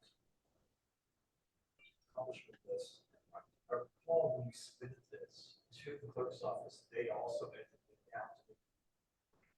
Because I think we had a little longer and it said, make it fit, we had that edited down. So I think erring on the side of brevity for our list of accomplishments, maybe, or maybe done for us by the clerk's office. Okay.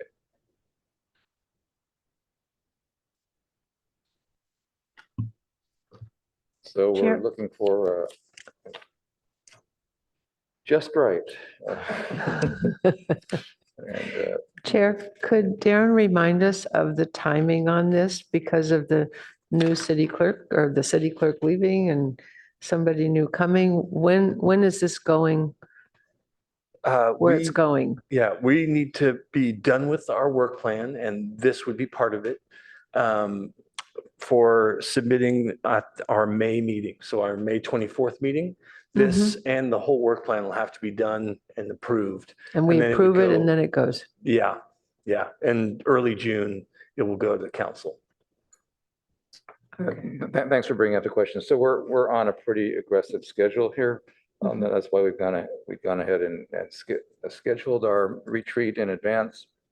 So our retreat is currently scheduled for a week from Friday, for the 12th. And so that's when we will be setting our annual priorities in conjunction, in alignment with the city council's annual priorities, which are the same priorities as last year.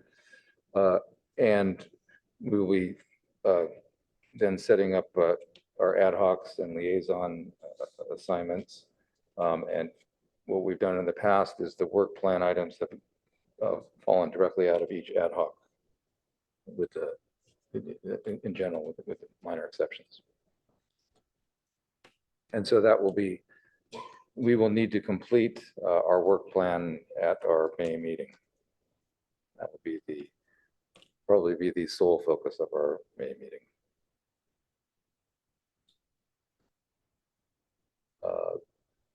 So that's why we're trying to wrap this up, this portion of it tonight. Darren, do you think we need to add anything to racket court policy, or we're good as it is?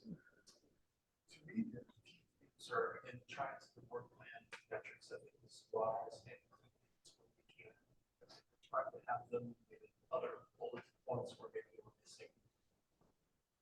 But that's what I was thinking. Let's try to, if we 1 or 2 sentences max, where feasible, with a date and sort of major accomplishment.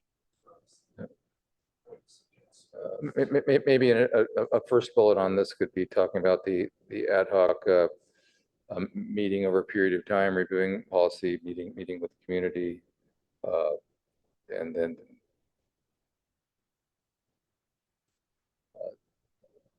if you look at the e-bike one down further, that's kind of, I think. So first talking about some of some of what the ad hoc group had done leading up to going to the park, going to the full commission, and then having a bullet item about the commission approving something. Joy? Should it include efforts? It sounds more like efforts than accomplishments. That's a good question. I think part of the effort is the work that's done leading up to the accomplishment and kind of explaining the how and why a bit, but that's open to conjecture. Darren, do you care to weigh in on that? So does this look like, for example, does the e-bike write-up, does that look like too much? That it should be. I think that would be sort of the maximum I would aim for. And I think that would be, it's pithy, it's meaty, and it explains what we did nicely, and it doesn't go too long. But I think so. I think that's pretty close to what we want to achieve. I've been using sort of as my metric, absent anything else, just the old one, right? So I don't have a template or guidance from anybody. And as you can see on some of these, like fund development, we've got 5 or so bullets, which I think is fine, and others with just one, like the CIPs, which I think is also fine. So some sort of call out for a little bit more, and others can be a little more brief, I think is fine.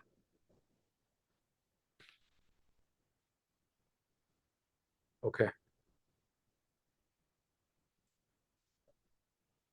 So would the ad hoc like to add just one bullet on the summarizing some of the preliminary work that was done leading up to going to commission with a recommendation? On the racket court usage policy, I would suggest that we add the pilot program that it started and it will finish in 6 months, because that's an accomplishment. And I would also suggest the creation, at least the idea of the community, the tennis pickleball community study group, or whatever we're calling it, that Right. was to start in February or March. Does that make sense?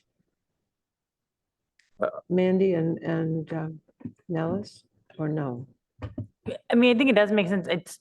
I think it's more of an ongoing Yeah. thing that it's hard to do the accomplishments and then also think about future discussions about Sure. plans for any future ad hocs. But I sort of saw this as looking, what Darren said is the high priority, low priority, what was accomplished, including dates. And then it's already in our purpose statement that it's receiving community input. Bullet point of all the community output we've done, whether it was a survey, communication, public comment. I think that if one group doesn't list something, then it looks like no community input was done. So it's just sort of a slippery slope. So I was erring more on the side of simplicity of just reporting on the basic buckets of accomplishments rather than the how and the beneficial impacts. So to Commissioner Oche's point, the community engagement was listed as a beneficial impact and a measure of success for one of them. But I just think that we need to decide if we wanted to go more simple, or if every single one has to have something about community engagement. It's just more a formatting discussion. I would err towards the simpler side personally.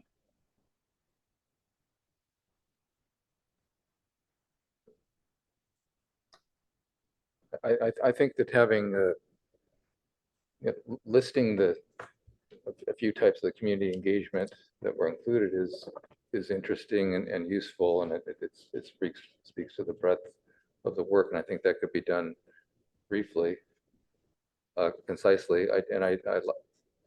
And the items that Anne brought up, I think that those were accomplishments.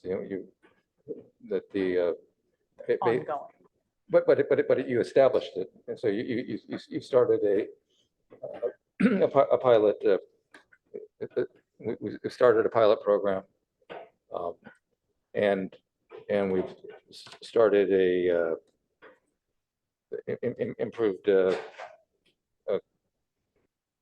communication partnership with tennis and communication outreach process with both the tennis, engaging both tennis and pickleball communities. That seems useful to include, and I guess that so the updated racket court usage policy was establishing a pilot program. Yeah, and from my perspective, pilot can be a little misleading. It is the policy, and we're going to revisit it in 6 months. But absent some change, that policy remains, as opposed to we're defaulting to anything prior. So we came up with a new policy, and we're going to check in at 6. Is how I sort of. That's a better way to say it. Okay, so yeah, I agree that Much it's better better. than pilot. I was kind of confused. What is this pilot again?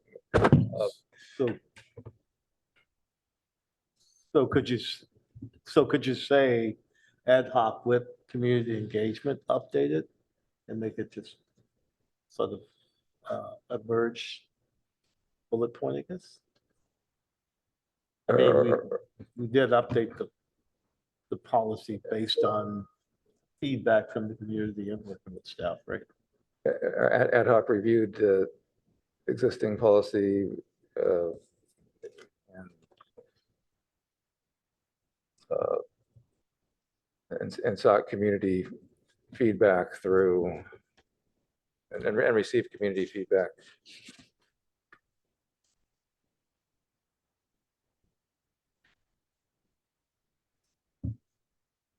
Through a public meeting, a survey, were the various means. Meetings with stakeholders, I Yeah, think. meetings with stakeholders and court visits. Yeah. We did the court counts as well. Stakeholder meetings is shorter. Okay.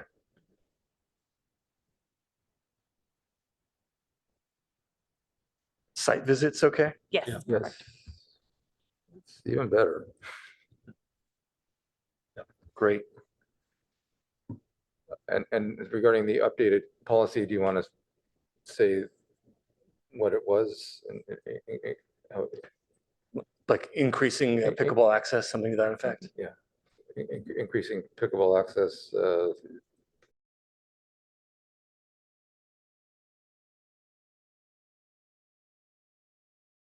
Or throughout the day.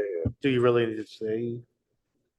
I mean, I think if you just say increasing pickleball access, basically covers everything you're trying to say, I believe.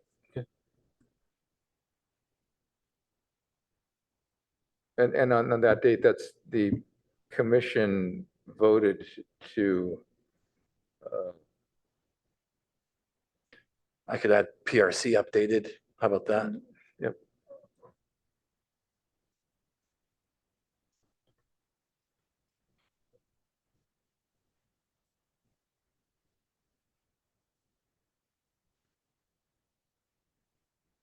What we recommended.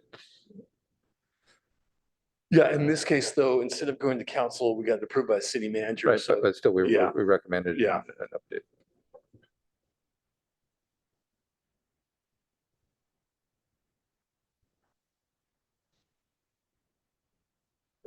you want Recommended updating, racket court usage policy update. Recommended update and update, is that what you said? to the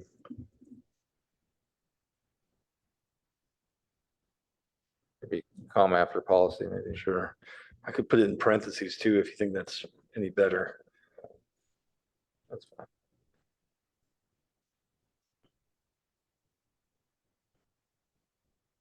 Okay, and do you want anything, include anything on the pickleball tennis, increased pickleball and tennis outreach? And what are we calling that? Or not?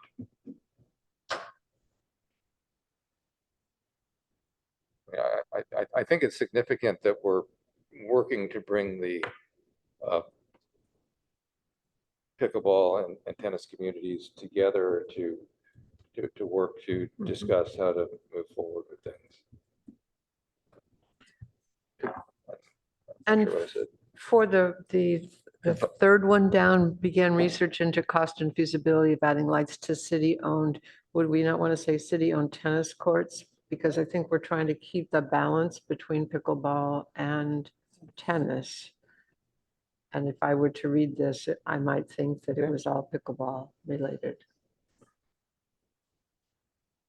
What was it? Just add the word is it tennis. courts or racket courts? Yeah.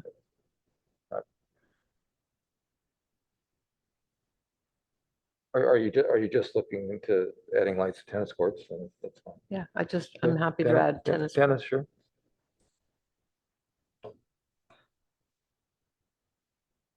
Great. So you can put tennis in front of courts Yep. there, Right there. and maybe swap the item swap the order of the last two bullets.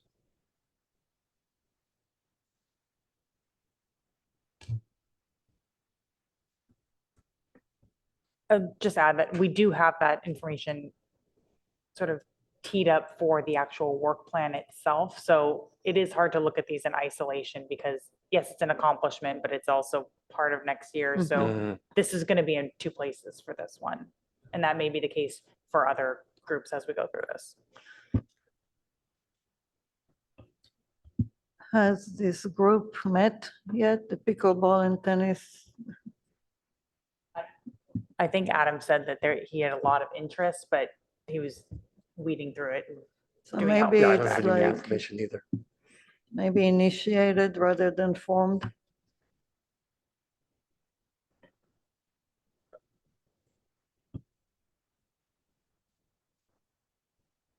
I don't know if it belongs on the accomplishments. Yeah. Personally, I don't know if my other ad hoc members agree with it. I think it belongs more in the project goals for the upcoming year as it's I only agree. just started, Yeah. right? I could go either way, but just put it back for a second. Say again? Just put it back for a second. Yep. Because I think it's worth saving, but and I was going to suggest it could be initiated a racket court stakeholder advisory group with pickleball and tennis users.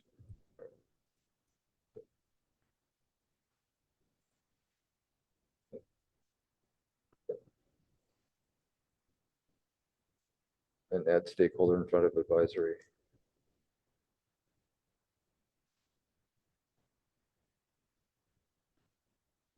Right. So we have language that we worked with Adam on related to this in the draft work plan prepared for the retreat. So Okay. we'll have to compare that. Do you want me to take this out and just save the language somewhere? Is that what you're- Whatever the ad hoc would prefer to do. Just cut it? Yeah, I'm okay to have it go into the future goals too, as long as we don't lose the fact that we wanted to do that. I mean, I think it's a good accomplishment to keep. I do too. So. Okay, let's move forward if, Am I cutting this one or keeping it? Leave it? Okay. Either way.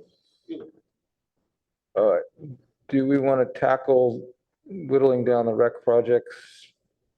Sure. Or do we want to, or would it be better to have that, take a first pass of that offline and then come back? Feels like there was more in this now, Darren, than what we turned in. I just added dates. No, I think we added bullet points too, but Oh, maybe a couple. I think it could be consolidated. I added these two.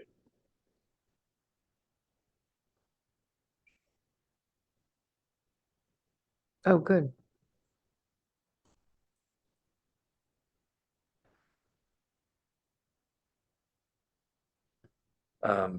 Okay, so let's whittle them down. Okay. Maybe just in or out as we work our way through. I'm looking for combine as well, Okay. or minimize and combine.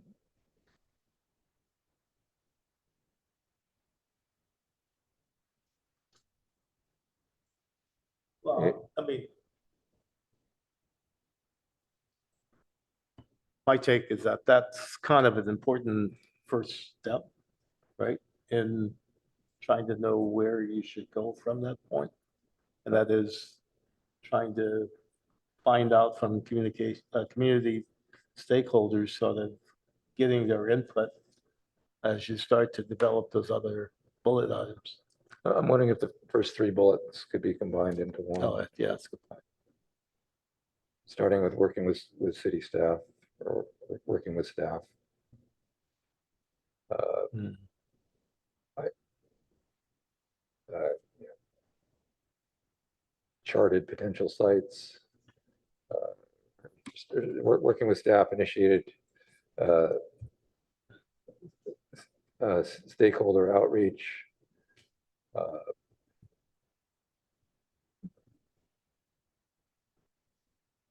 Collated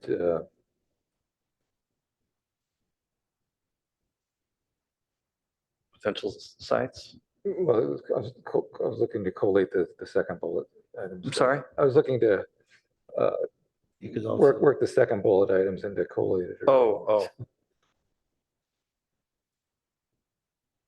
Or gathered.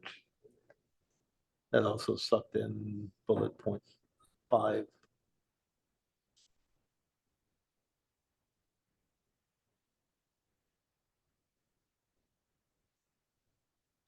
You could probably remove bullet point 5, right? Other. now that forgive you me, have I'm having a bullet hard point time 3. hearing. I I'm think sorry. it's me, not you. But if you could speak up just a little bit. Yeah, I'm just saying you could probably, I'm thinking you could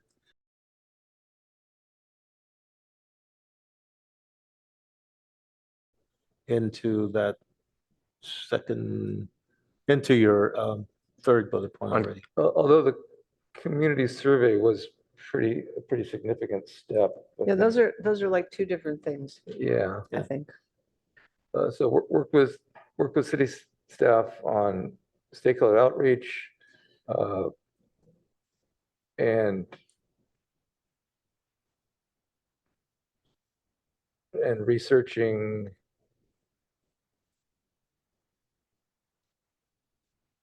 and research of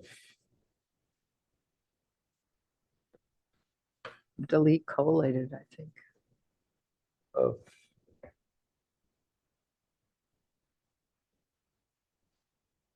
facilities, programs, and activities.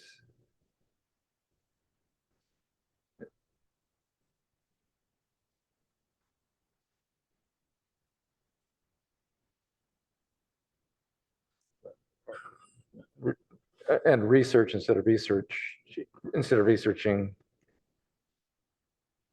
Oh, wait, sorry. And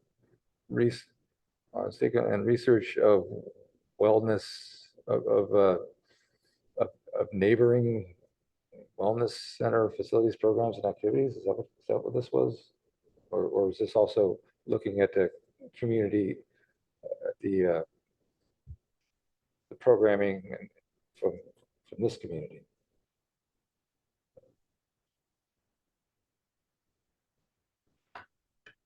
I mean, that's what we did. So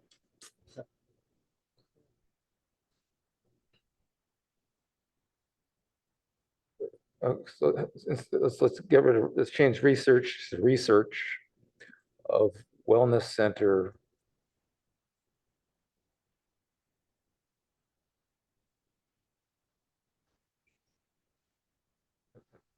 Maybe Programs and activities.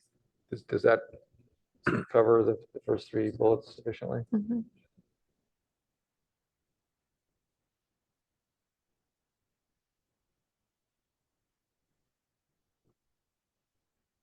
We can Okay. cut these two. Yeah. Yeah.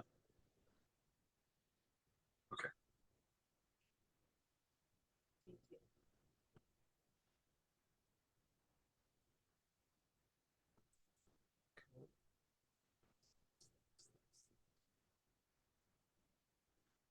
And so then I think the community meeting and the follow-up survey are a single item.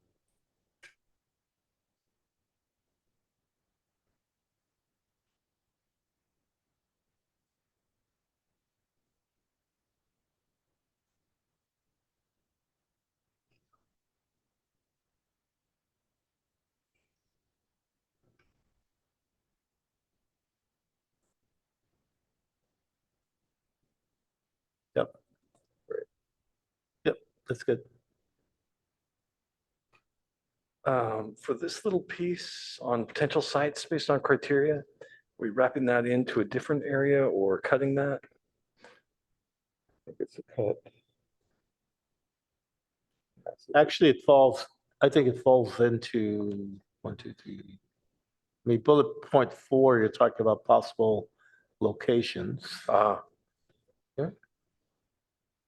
Yeah. Maybe it's already covered there.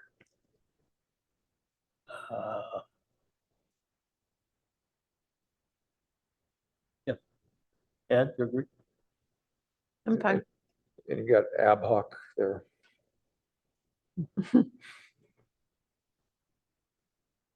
It is a gym. Touche. Okay, so the fourth and fifth bullets can get combined. Yeah.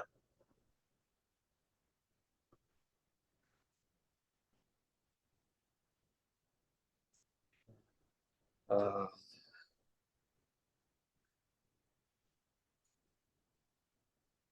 What if it was amenities and potential locations? Yep. That, Well, you're talking about potential locations and possible locations, and oh, yeah. just get rid of one of them. I like the, including the staff in there, participated with staff, Darren, Okay. that you had before. Or weekly ad hoc meetings with staff. Always invited. Yeah, that's true. How about that? Discuss to staff, you say just discussing, I can't see them, sorry. Discussing need, location, amenities and policy.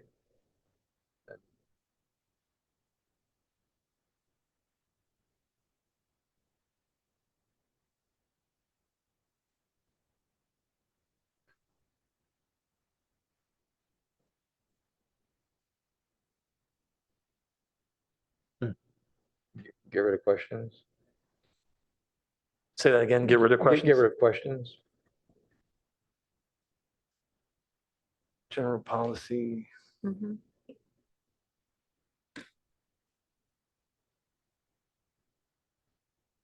Considerations or something, or just general And policy? General policy consideration, sure. Considerations. Sure. Do you want potential or possible locations? Not sure which conveys Potential, potential. Potential. potential You location. got it. And is there a word that better to use than need? Could we find some way to make sure that it doesn't seem like their weekly meetings with the staff every week? Yeah. Because that would be using too much staff time for something. Yep. You could just say staff always invited. Yeah, you could say invited staff. Um, Weekly ad hoc Or with meetings with occasional invited staff staff. participation or something? Maybe put it in parentheses.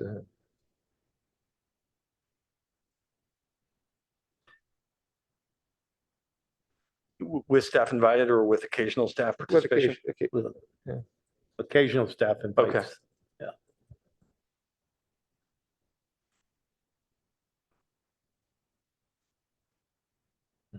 Okay.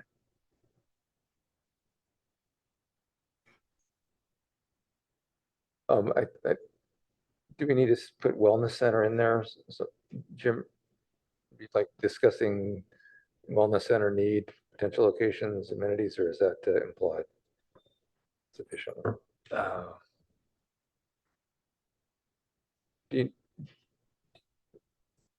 Does this bullet work without having to add wellness center? Which one, Jim? The fourth bullet.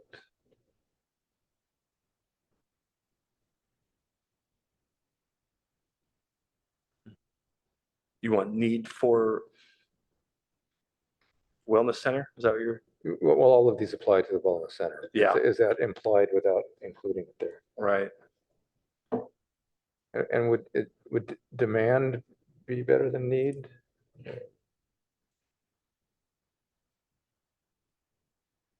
Either way.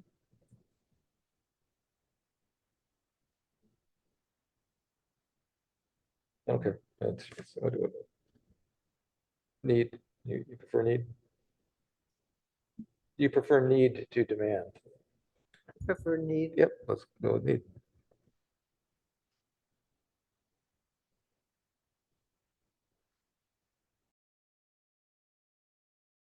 My suggestion, Jeff, to maybe fold this one in with the first one.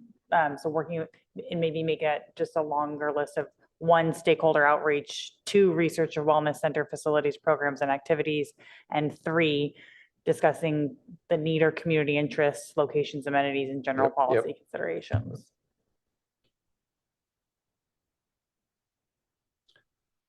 So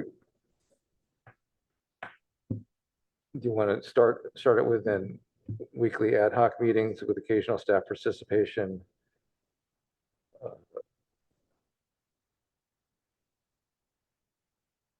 On stakeholder, go ahead, sorry. You want that as the first bullet? Is that what Yeah, you're saying? yeah. After staff participation on stakeholder outreach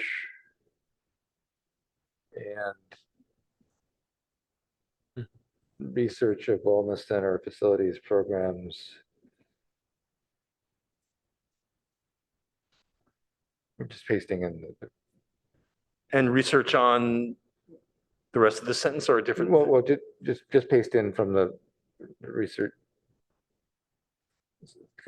Combining the second. I see. Whatever you want to include.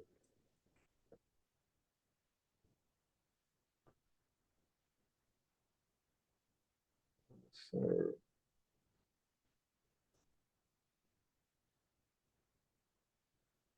well, so then you want to have, so it's wellness center, you want wellness center / gym, you want gym in there as well? I don't. Either way. Or well, wellness center. So you want to start with need. So wellness before facilities. Need, potential locations. What are the most important factors to include here? Programming and facilities. Facilities and potential amenities. location. Facilities and amenities is probably. Yep. Just use one or the other. Which do you prefer, amenities or facilities? Well, I mean, I think amenities, we're talking about the type of equipment that would go into a gym, right? So if you go back to those 3 questions, what's in a gym? Yeah, what goes in the gym? Where do you put it?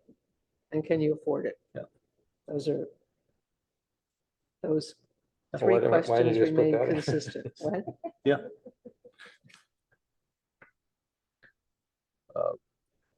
Need purchase location. Do you want general policy considerations included? Or-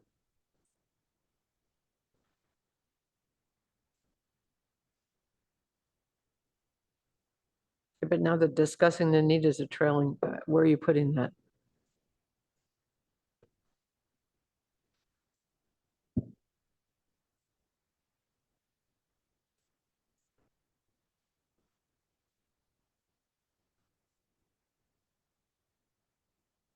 Okay, first bullet, delete the second bullet. And get rid of the second bullet? Is that what you're trying to do? Is Yeah. there anything from the second bullet that you want to? No.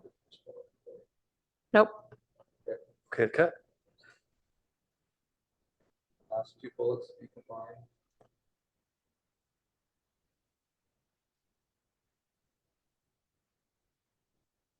Status updates. In November and March, maybe? Provided status updates to PRC. In November did. and March. Add the date for November. November date and March date meeting.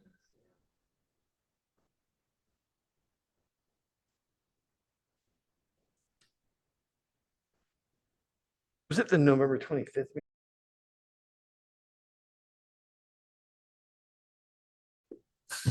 So that one could be combined to be provided status updates to the PRC at the November 25th and March 28th. 22nd? That's You said 22nd, yeah? Got it.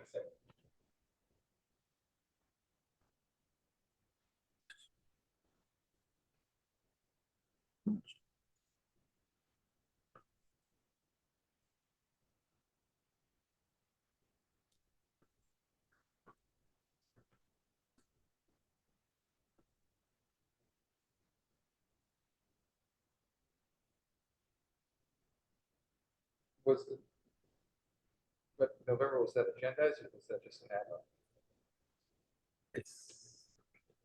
I think it was agendized, wasn't it? Is that when, I think that's when we discussed it in November with It was the previous the rest of November the commission. that before it went to It council. was not agendized on Oh, it that was not? November meeting, so it must have been an ad hoc update. What if we just said, status update PRC during monthly ad hoc updates and a November 22nd presentation?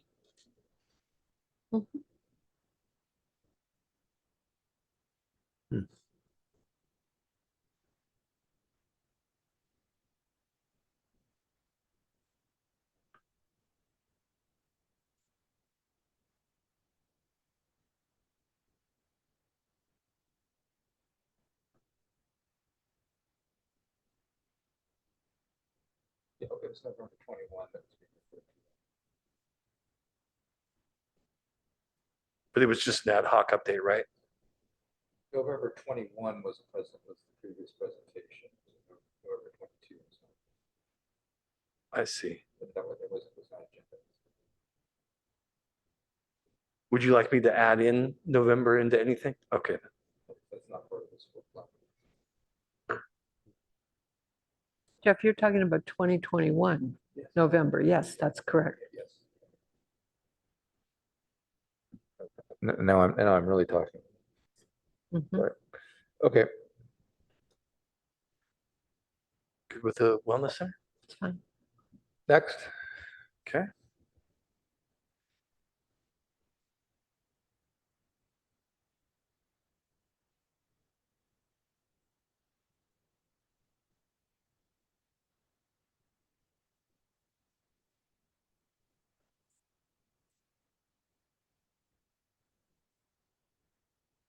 So bullets 1, 3, and 4 are all stakeholder skateboard community.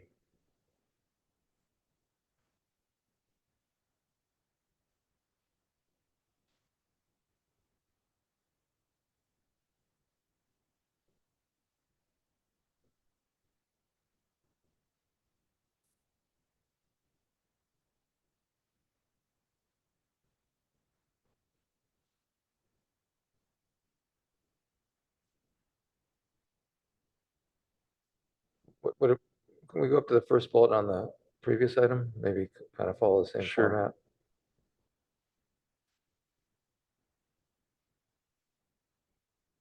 Why don't you just copy how that starts off and see if that works for the next one?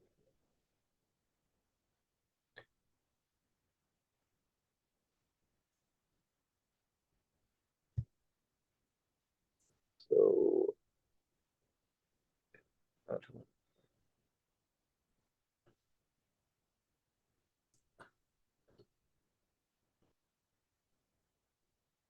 The ad hoc work with staff, ad hoc work with staff and stakeholders. Mhm.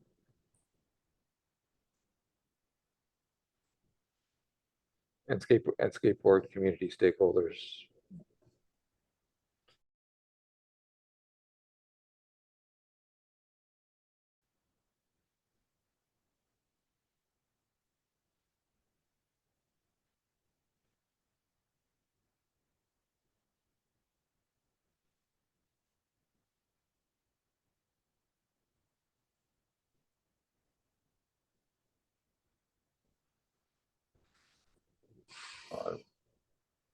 On potential skate park plans or.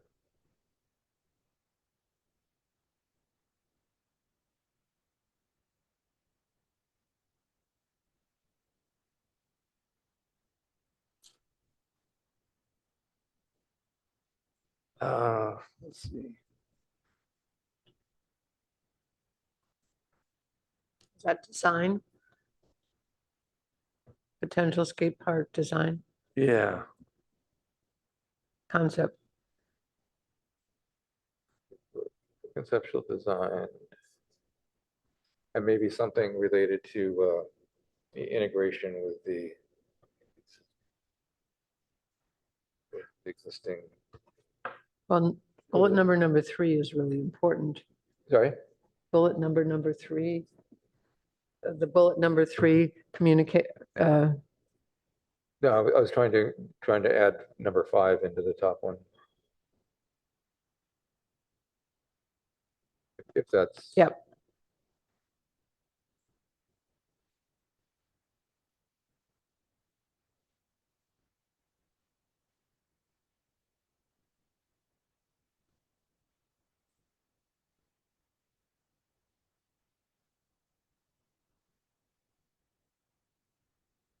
We should put existing historic skate bowl.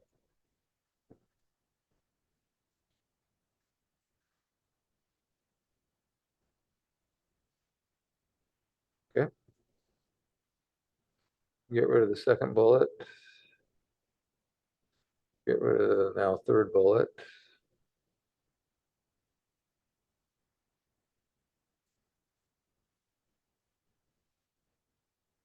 Combine the second and third bullet somehow.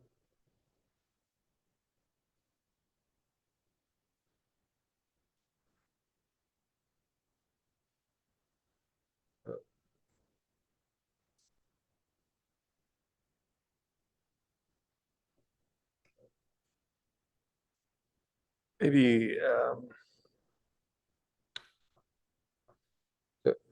tie them into the council approval to have the Friends serve as the repository. Yeah, I'm sorry, after engagement.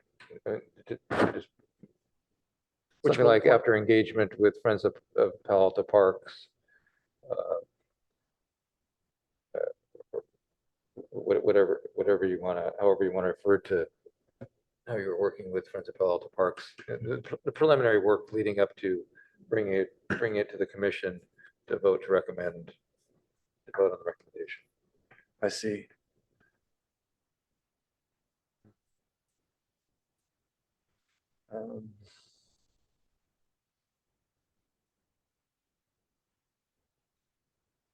So that doesn't seem quite right to me because October 24th, the city council authorized the Friends of the Parks to begin fundraising, but the Friends of the Parks are thinking that they can't, and the skaters are thinking they can't fundraise until they have the design because they don't really know the cost. So maybe that doesn't matter in this. Well, the October date is when council authorized that, but we wanted to make sure that we've got something to fundraise around with the design. Yes. I know you know this, but for the benefit of everyone else. So that we had a conceptual design to fundraise around, and B, to be able to conduct the parking analysis in advance. So we know that there's not some hidden cost associated with additional parking, maybe or maybe not required for this. So that's why I think So as soon as we can get that done, we can really jump.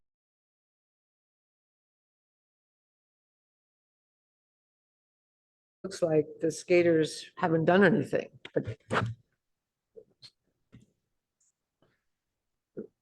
So maybe back to the second and third bullets, maybe partnered with Friends of Palo Alto Parks. After partnering with Friends of Palo it Alto could be Parks. confirmation, Sorry? confirmation instead of communication.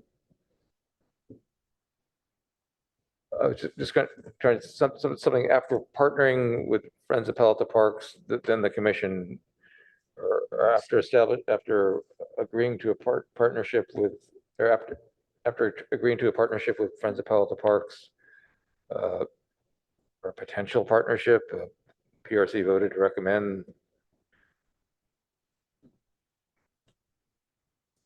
that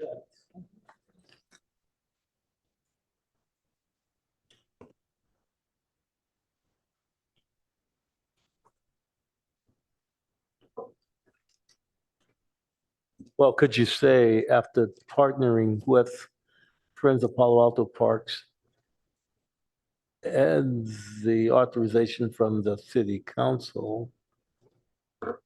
PRC voted to recommend.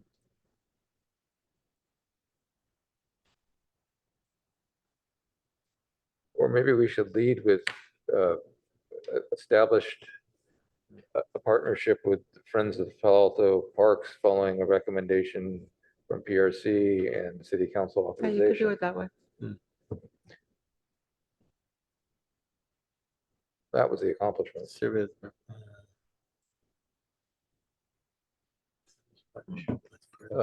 So, comma. Oh, you want that to be the beginning? of the Yeah, sentence? that would be established,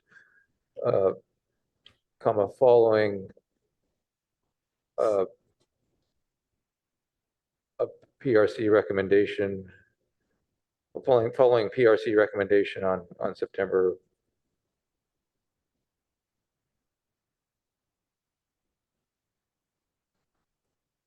22 and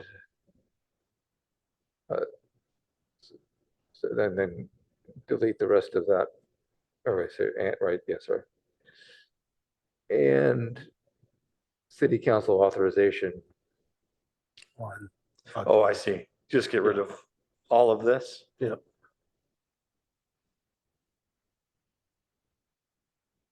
But you still wanted the text that talked about voted, right? That the PRC voted on. Following the PRC recommendations. Okay. It covers that. And city council authorization.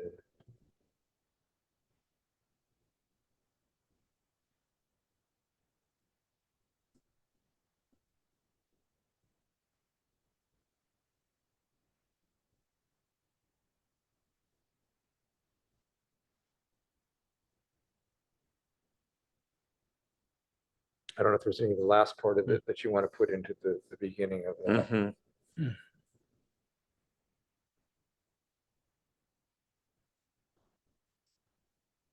Uh,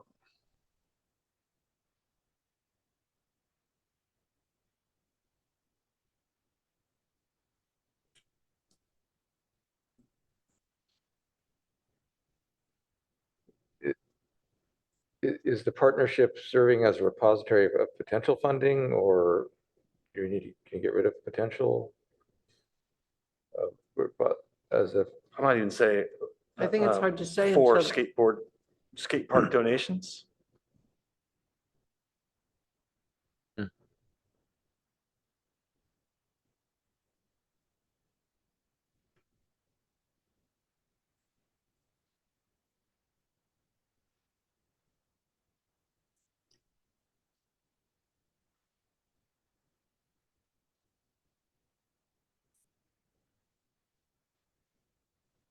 okay, deleting that. Okay, deleting what's there? Ellen?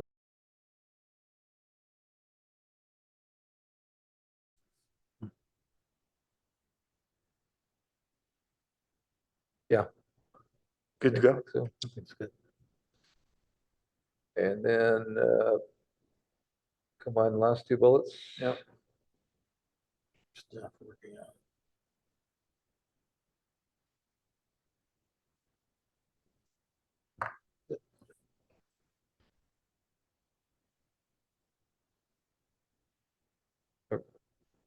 Or maybe lead with first draft conceptual design. Completed by pro bono designer and skating input and skating community.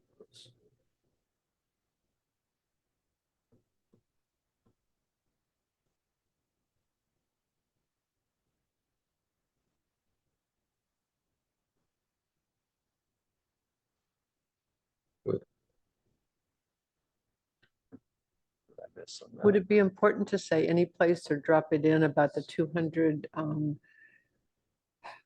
people that Sam reached out to? I think that's a pretty significant number. Would this work, Commissioner? I think you can get rid of current status. Just lead with first draft conceptual design. Yeah. with input from, I think that might be implied, that the Okay, conceptual that's design fine. is based on the input you've gotten. It's just, it's, But you may, in the first bullet, you might want to include something about the, I think this is good.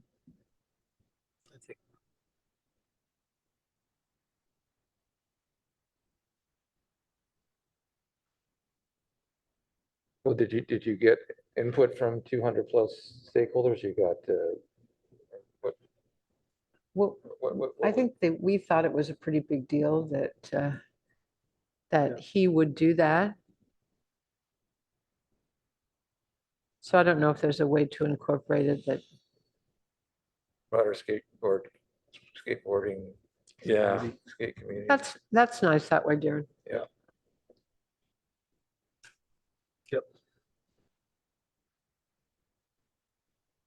That's good. Is it skate or skateboard or is skate sufficient there? Skateboard, yeah. Skaters. Skateboard, Skateboarding community. skateboarding, skateboarder, I don't know. not my bailiwick. A little bit out of my lane. All right. Oops, sorry.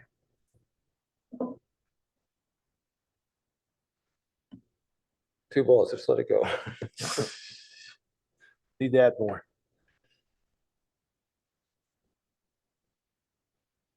Probably get rid of status. Yep. Implied.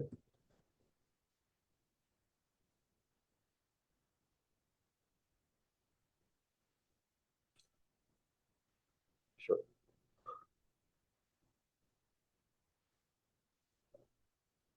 Does it need to be Baylands Golf Links on the title? Yeah.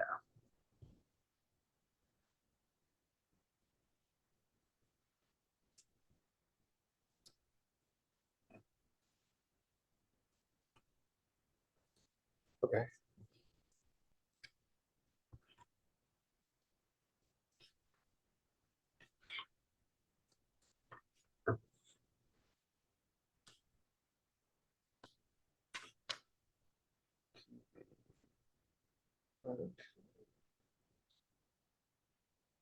Good to move on? There's, the first sentence doesn't work to the use of. Probably be simplified somehow. It's pretty wordy.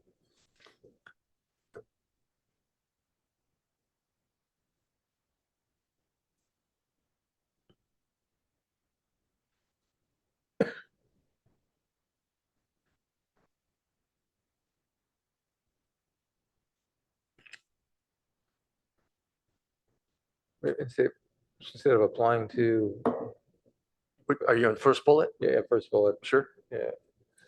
It's regarding the operation of.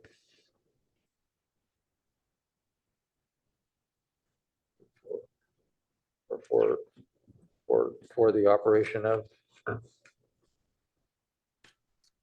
Regarding for the operation? regarding the operation of, or for the operation, or for the use of, regarding the use of.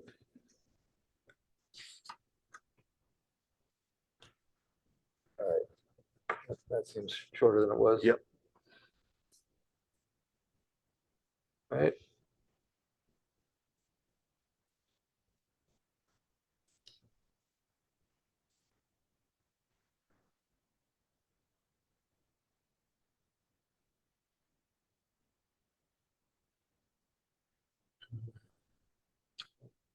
I was involved in writing this, so it's just an opportunity for others to comment, if you can see ways to edit it down.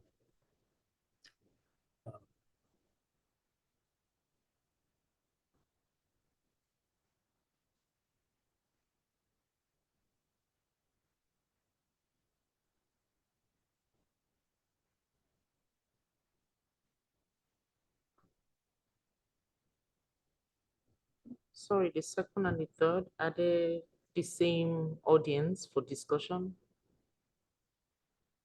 Policy consideration.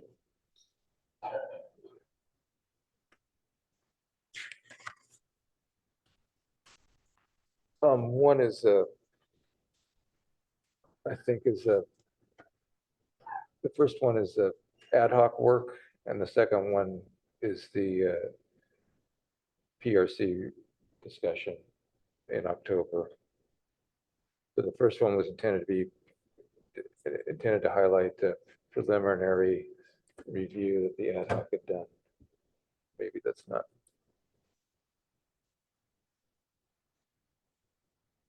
Can we see the first bullet and the second bullet together? Yeah, policy regulations.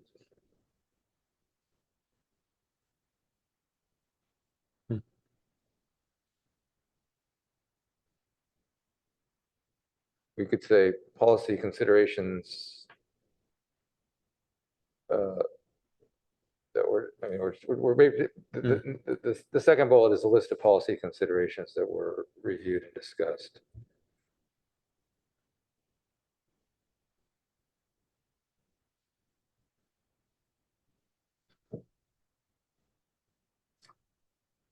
At this point, I'm kind of inclined to just give this to the city clerk. And see what they do.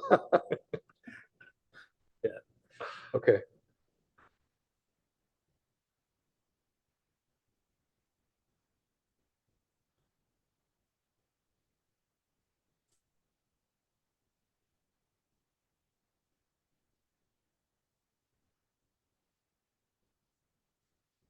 Maybe the last bullet should include 4 parks and open space areas.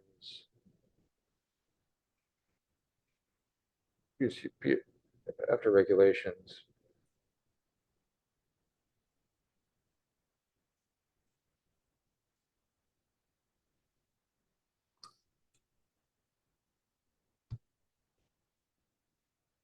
Is that sort of implied though? I don't know, is that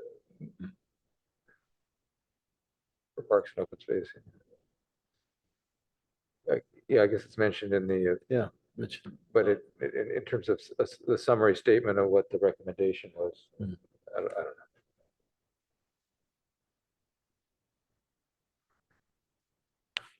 We'll move on, just see what sticks. Fundraising? Could we go back to the, Yeah. sorry, to the recreational opportunities? I see that there was a decision made to take out the 10.5 acres. Yeah, I removed that only because there was no, it just said nothing. There is at some point a discussion about that's 10.5 acres of some kind of important parkland at a time that we're trying to figure out how to get more parkland. And while there's discussion about what it should be, it still needs to be a discussion about parkland. And I think that some people in the community confuse that 10.5 acres with the 10 acres over at Measure E. That was a big discussion. And so maybe it's okay to keep it in our report. I don't know. I just wanted to know why it went away. Yeah, that was just me thinking maybe that belongs in the work plan section for what we're going to do as Okay. opposed to achievements or Yeah, I'm accomplishments. okay with that as long as we Whatever, know whatever you'd like, that I'm it's glad to do. important parkland to have and make sure that we protect it and have a discussion about it. It already Before you is scroll- parkland. Darren. We don't need to dedicate it again. Before you scroll up, Darren. Sure. Just put a dot between 501 and C3.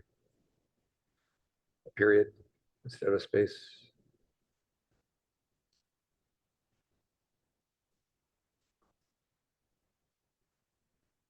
Space in there. Oops.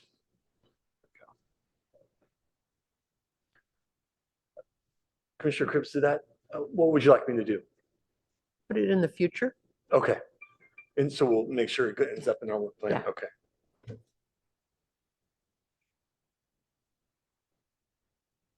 Thank you. Fundraising. Let's combine bullets. Okay. Yes, definitely.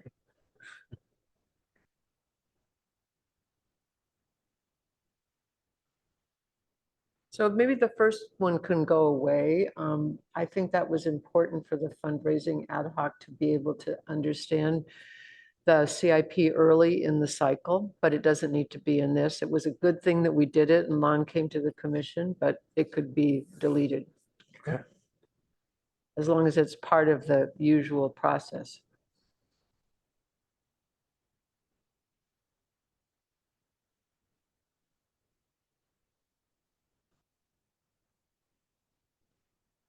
We could take out number two about,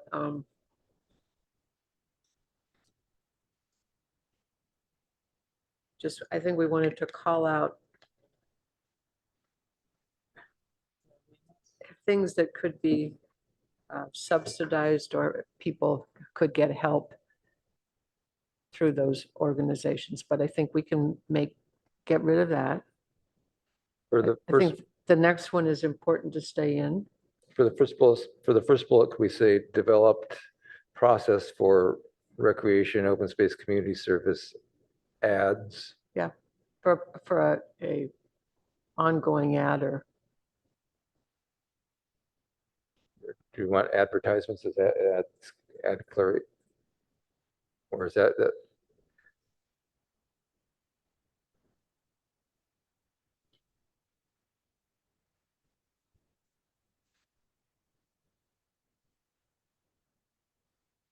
then the one after the created web page, that could go away too.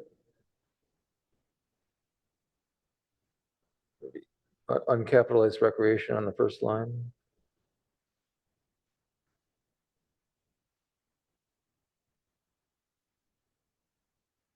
And I'd like to see the one about grants stay in. Joy?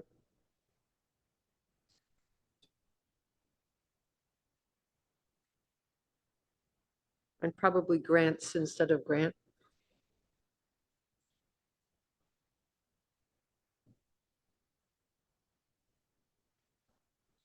But consider instead of think about? Okay. Did you combine, five? Maybe like saying created a web page for City of Palo Alto Community Services. The awareness of how to get to various programs. Oh, that too. Or just say maybe increasing instead of. Yeah, you could.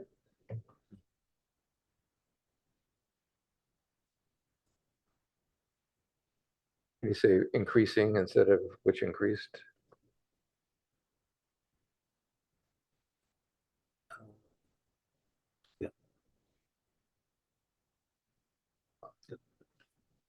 For the first line, do you want to put commas, recreation, comma, open space, comma, and community service?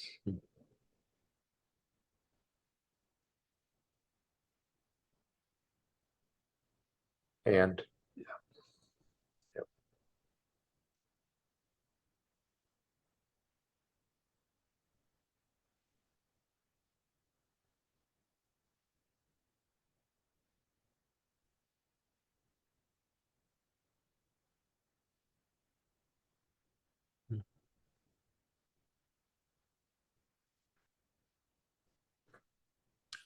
Those two could probably be combined.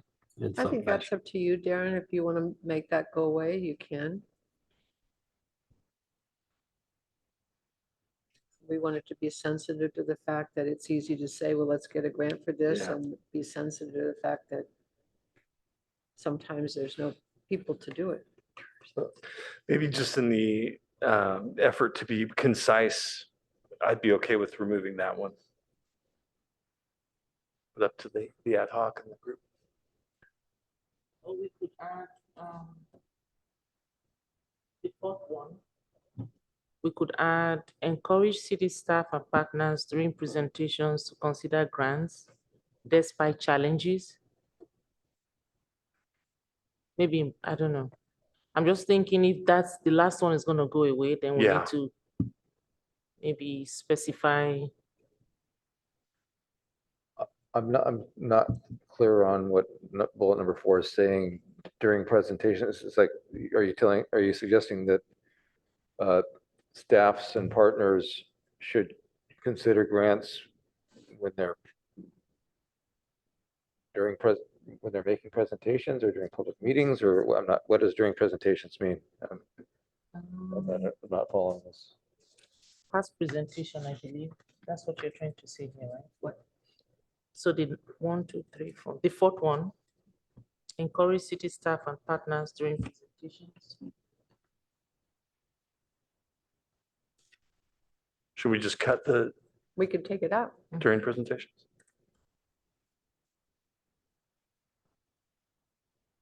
Consider grants which may be available to communities. Despite challenges, maybe that could be the last. Yeah. Agreed. Do you want to put the link to the web page there? The link, Yeah, Yeah. like the URL. we could. Maybe I could hot link it there. That'd be it. Just put a little note to myself to hot link that.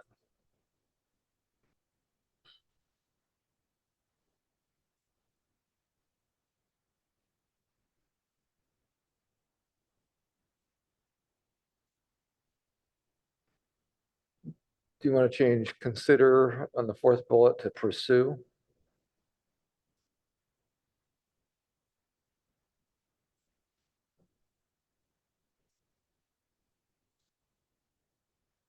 Or not? Are we okay to cut that last? You really need this by challenge. Yeah, Probably not. yeah, it's,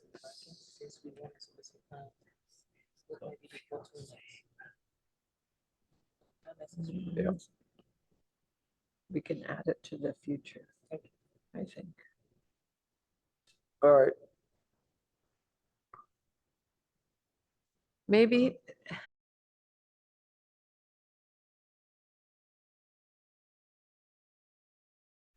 our goal for this committee was to make it easy for people to communicate or to contribute to park and recreation and community services. And so that would be the top, and then it would be the Enjoy catalog through the Friends of the Parks and Palo Alto Recreation Foundation and through the website.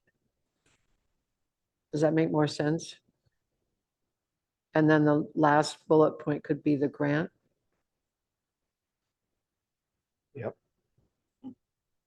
So the third will become the first. So what would become the first is a new sentence that just says, make it easy to contribute or communicate how to contribute to community services. But if that's too big of a thing tonight, let's just leave it the way So it is. We're fine. what I'm going to suggest is that while this is an action tonight, we don't have to finalize this tonight. We don't Okay. have, we don't have to vote on this. I think we're making great progress, and That's fine. I think when everyone, when we all have a little clearer head,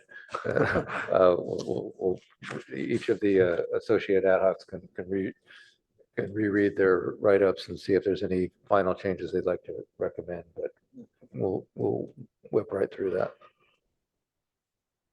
And so that would give you an opportunity to make the change. It's fine.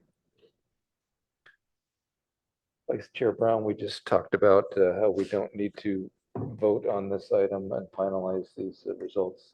There could be some final wordsmithing or adjustments taken by the ad hoc between now and finalize this.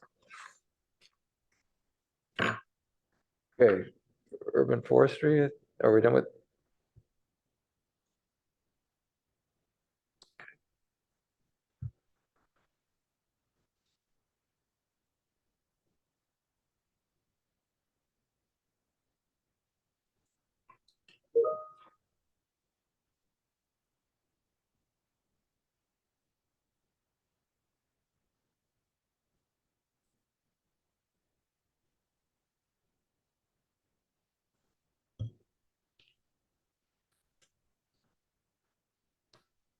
Last bullet, I think you could get rid of finally, or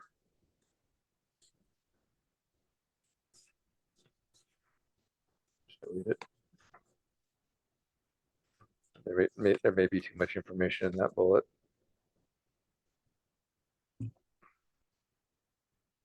Can remove them more orderly.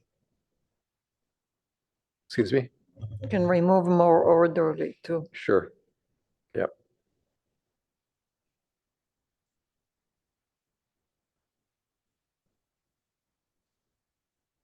If you really want to make it shorter, you can remove with upgraded information and links.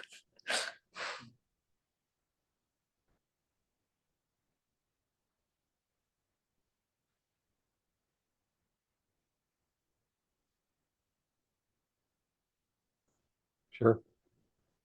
Want to cut? Yeah, yeah. Good. Or you want to say improve or, well, I don't know. Yeah, I can say improve, Evolve and improve or just improve? just improve. But it is evolving. Yeah, Evolve. whatever.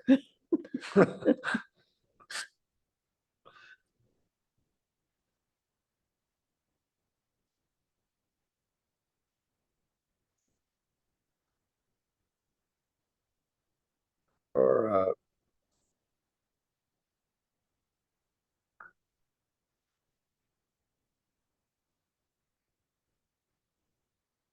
after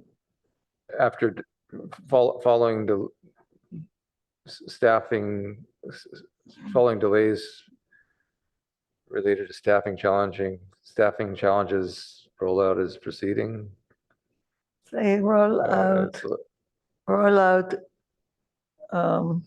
is proceeding Is- after stuff.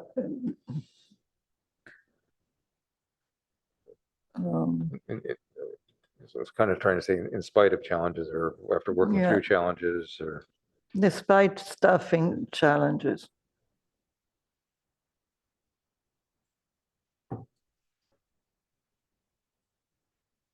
And now you can remove all the rest of it.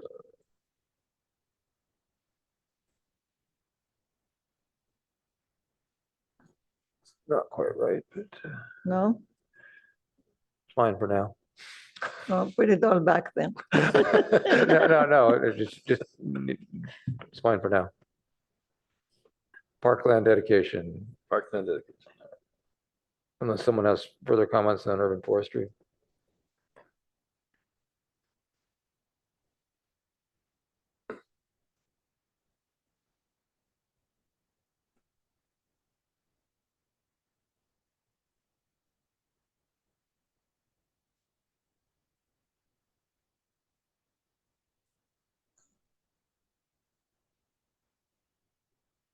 Do we need to include CSD in the first bullet?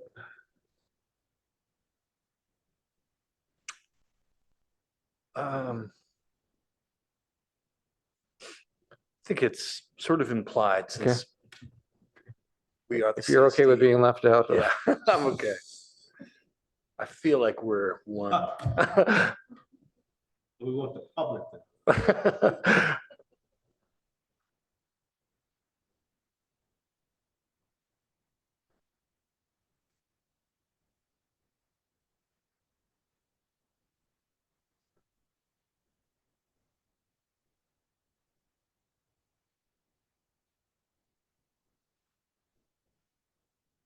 We should be consistent between the title and the fourth bullet on park land or park dedication.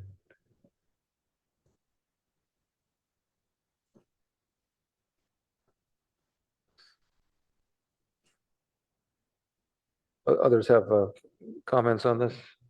All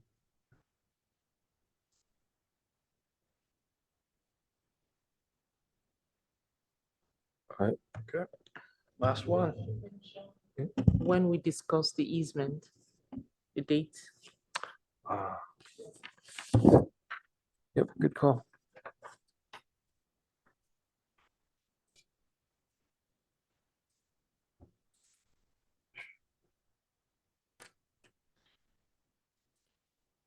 Got that if you give me a second, or I'll tell you which meeting was that?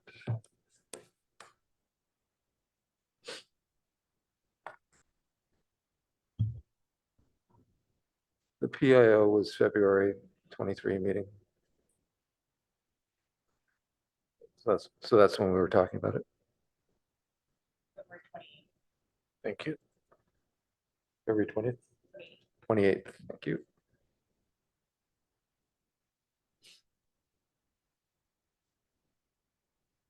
Okay.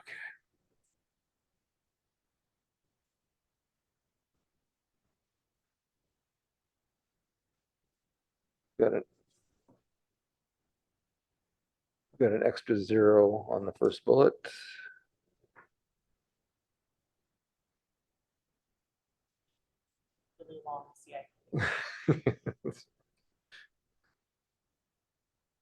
That's long term.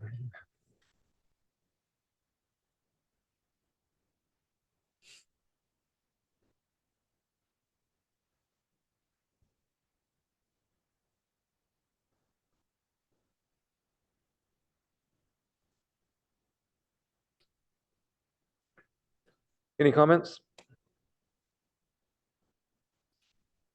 Well, except for this is a really important one. Because we wanted this for a really long time.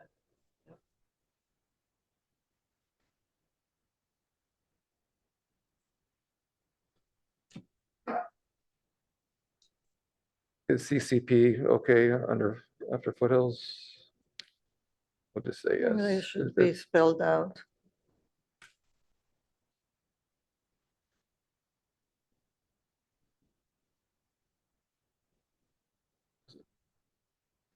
Comprehensive conservation plan?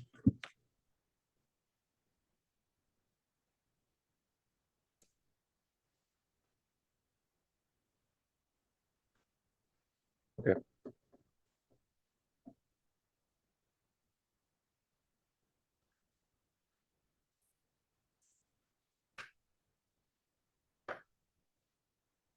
All right, so our recommendation is we'll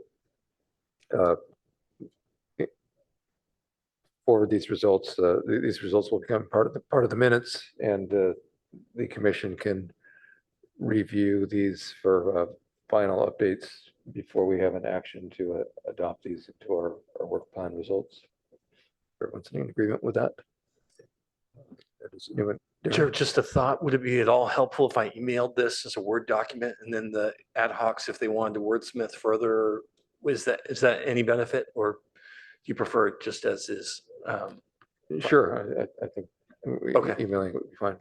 It's all part of the public record, so Okay. there's no issue with that now.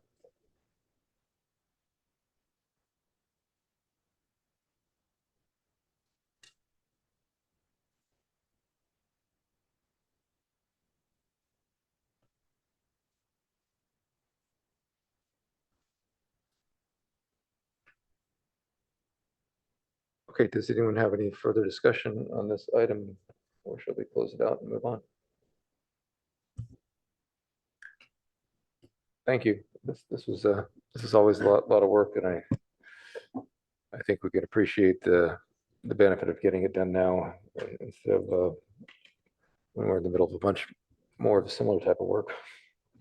Breaking it up will help. Thanks.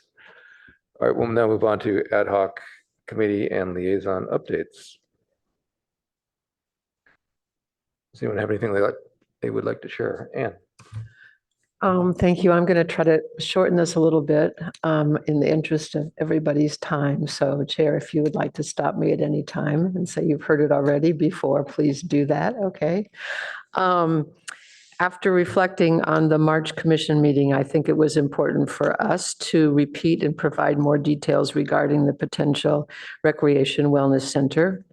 I wanted to mention the original ad hoc committee, Keith Rechtall, Jeff Lemire, and I, and the three of us met for 2 years and then Nellis joined us last year when he joined the commission and has been very important to us. We've had, since Nellis joined, a weekly meeting at 10 o'clock every Tuesday for 30 minutes, which anybody is welcome to join us. And we've had quite a few guests during the time that we have used their expertise and their resources.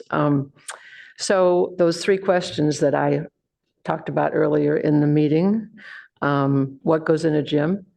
And that was amplified by saying, are there good examples of gyms in the area? We created a grid of those gyms with square footage and costs. The second question is, where should it be located? What are the criteria for location? Can we own or control the land? And is it easy access for youth? And is it bikeable? Those are some of the criteria.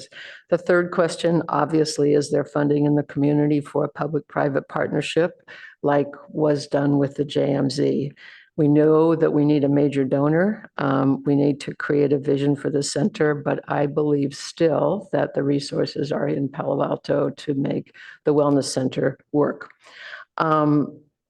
In terms of reminding us about the history and the timeline, this need for indoor space, a gym, was outlined as a priority in the 2017 Palo Alto Park and Recreation.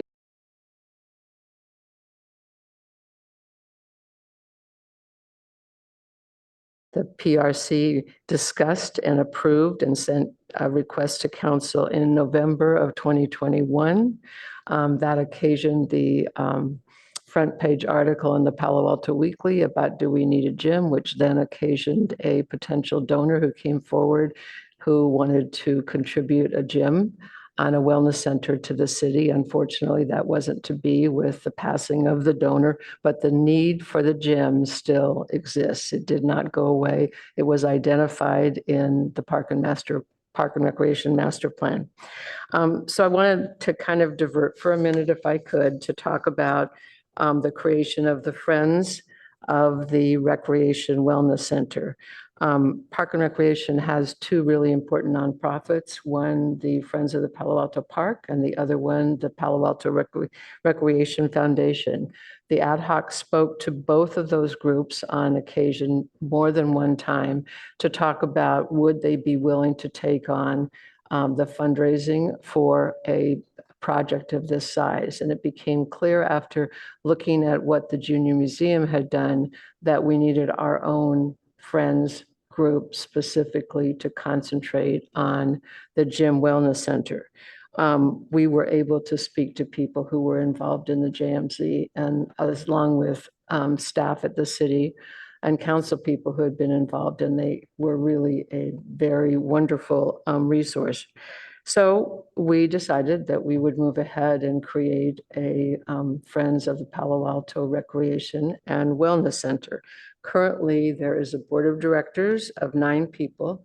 We're in the process of filling 2 to 3 more spots where our bylaws say that we can have 13 spots.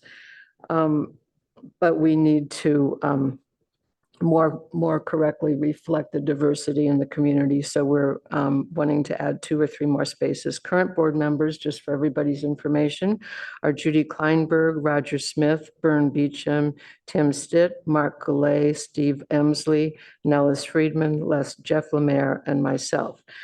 Judy Kleinberg filed our articles of incorporation on August 30th of 2022. On December 1st, 2022, we were granted nonprofit status by the IRS, and the California request for nonprofit status at the state level is pending. It takes evidently longer than the IRS takes. We have a bank account at the Heritage Bank in Palo Alto. We have a website, which is www.parwc.org. It's currently a private site and will be turned on sometime in the future. As I mentioned last meeting, in response to the chair's question, our goal is to advocate for this important indoor facility and, when appropriate, to raise money to fund it. So back to the 3 questions. What are the most important things to have in a gym?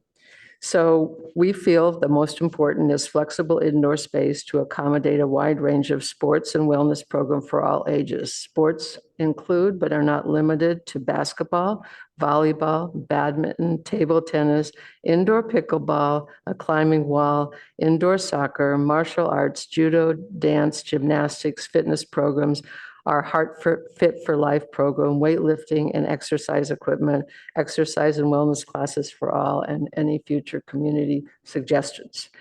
We learn via interviews activities which are important to the community, like youth sports programs, senior and adult exercise programs, sports leagues, drop-in and pickup sports, games, and spaces to hang out, and sports to reflect the makeup of our diverse community. Thanks, Only a Andrew. couple more minutes. I'm almost done. May Okay. I? We solicited information from the Palo Alto Youth Council, and they were great. City staff and community groups who have tried to find indoor space to reserve.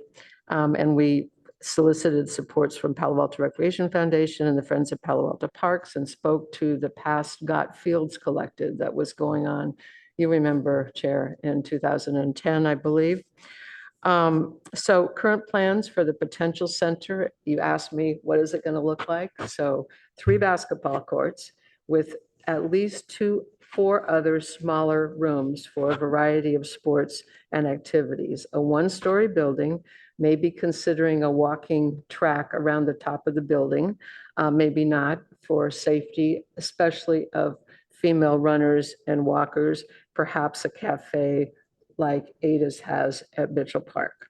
And if you'd like the dimensions, I can provide the dimensions for you in writing of this particular vision and plan. The next question, I'm almost done, is the locations. And we did an extensive review of their various locations. So starting with, but not in order of priority, and we shared this in the November 2021 meeting. Greer Park, Cubberley, 10 acres at the Baylands, adjacent to the current Baylands Athletic Center, Ventura area, Mitchell Park Bowl area, Stanford Playing Fields adaptation, vacant space owned by somebody or owned by the city of Palo Alto that's not being used, or an owner of an unused building or piece of land who wants to donate some property to the city. So maybe that will come forth. The total size of the building, this building that I'm suggesting, is about 34,000 square feet or 0.8 acres. With parking, the size required is 66,000 square feet or 1.6 acres. The total site is 100,597 square feet or 2.3 total acres. And I'm hoping that the math is correct, but I think it's close. This would take 2.5 years to build, maybe a little bit more with the required permits. A ballpark estimate, that's kind of a bad pun, 6 months to design, 6 months for permitting, 16 months for construction. And when we measure that, think about the little kids who are having to go to Gunn and Pali High School at 10 o'clock to practice for their sports leagues. If we do this in 2.5 years, those kids will be entering high school and they'll still be able to take advantage of it. Just think about the kids growing up and their years. So I have a list of all the potential users who have been turned away at Cubberley due to the fact that the gyms are not available and probably won't be. Nellis has that report later. And so in summary, there's lots of work that's been done, and commendation to the staff, Darren, too, for always being willing to help and jump in. And that includes a lot of city staff, so we appreciate that. And I just want to say, at the end of the day, I think that this is an important legacy project for the city. We need indoor space for people to congregate, to be in community, and to do sports. And I would end by saying, this is my favorite thing.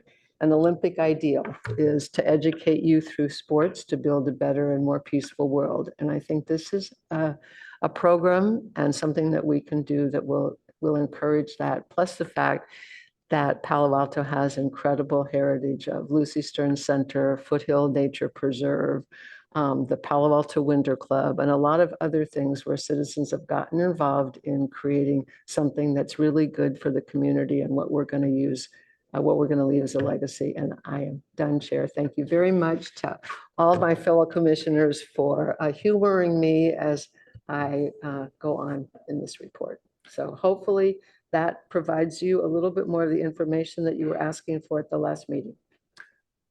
Thank you, Commissioner Cribbs. There's a lot to unpack there, a lot of details, and certainly a deep understanding of the immense amount of underlying work that's gone into this process. So thank you.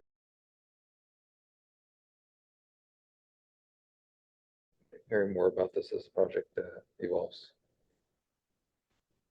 Anyone, any other commissioners like to comment? Would anybody like to follow that with an ad hoc update?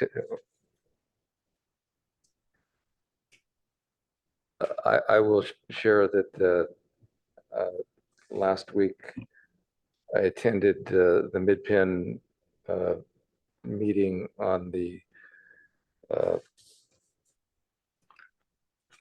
what's the name of the site? It's slipping my mind. Hawthorne. Hawthorne site, thank you. So the meeting was a discussion.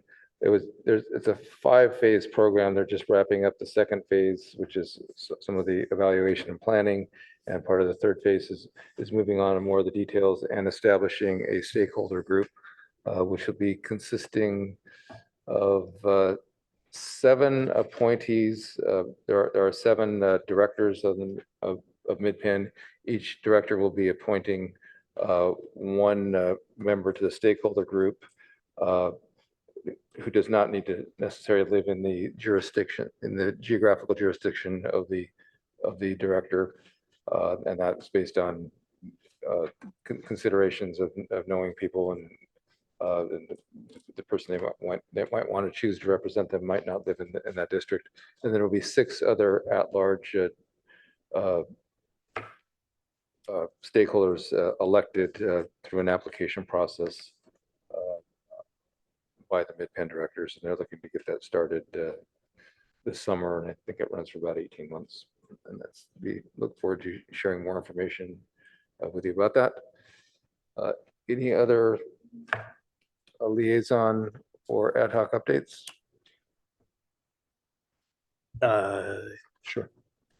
So yeah, as the Coverly liaison, I think everyone here is aware that there will be a closed session of the city council sometime in May, I guess, to look at to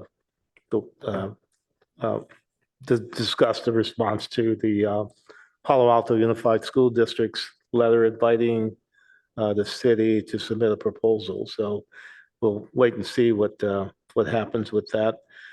Gem A and B is, as you guys know, still closed. And as a result, I did receive a list of the organizations that were displaced as a result of that. And it's about 12 to 15 different organizations. I'm not going to list them. If you guys want to see them, I can send them to you. So there is and a lot of some of those have actually had to go outside the Palo Alto community and struggle still to find gem space to use as a result of Gem A and B still being closed. And, we're going on, I think, year 2 of that particular closure. So,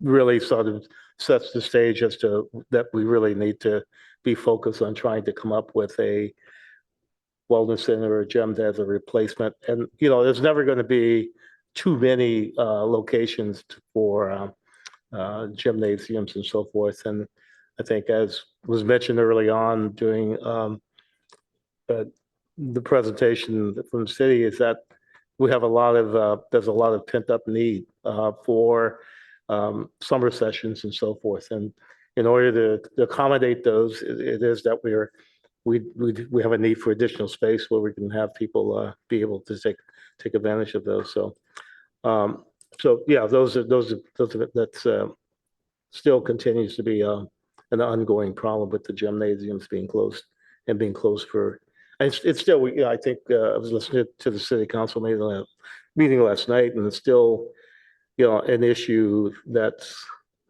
still out there. So we just need to keep focused on where that's going.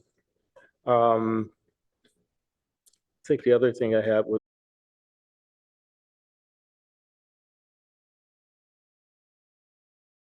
thing on that. So nothing actually to report on the fields. Things are running. I did meet with Adam Howard, and things are running smoothly there. The last of the infill project has been completed, and people were happy about that, and it was received no complaints since the field's been reopened. The 2850 West Bay Shore project, which will run that sewer line that we discussed a few weeks ago. That is scheduled to start soon, so no work has started on that yet. So that may or may not, but right now the feeling is that won't or should not impact any of the field users. So we'll keep our eye on that. So that's pretty much all I have. Thank you, Commissioner Freeman. Anyone else? Ann? Yes, I'm sorry. Shawnee, were you? In my role as the liaison to the swimming aquatics program, obviously everybody's disappointed that the pool is not going to open on time, but it'll be open soon, so that's good. But I just wanted to remind everybody about the importance, now that summer's coming, of swimming lessons for adults and for kids and for everybody. USA Swimming has just created an initiative, a Learn to Swim initiative, with a lot of good publicity about how many drownings there are, how many families drowned, how underserved communities don't get swimming lessons. So I just feel like it's really incumbent upon all of us who are in this kind of business to continue to think about swim lessons and how to make sure that everybody can afford them in our community and in other communities, and how important it is to learn to swim. Thank you. Anyone else? Okay, then we'll move on to Commissioner Board member questions, comments, announcements, and future agenda items. Does anyone have anything they would like to share or ask or suggest? I asked last time for a list of everything that's happening in the Baylands and trajectory on timelines, and just asking again. I've started working on it. I don't have it completed yet, so I'll keep working. Thank you.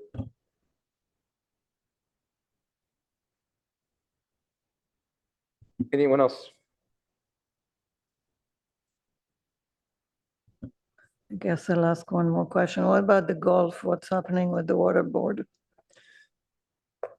The latest is the water board did reply to us with a long list of things that are out of compliance based on the feedback we share with them, but didn't have much direction. So we're trying to set up a meeting to talk through those issues with our consultant there to say, okay, what's the remedies? What are the fixes that you'll find acceptable? We don't want to interpret in and of ourselves. We want the water board being sort of directive a little bit so that the end result is meeting their expectations. So as soon as we can, I think a meeting is the next step with the water board staff.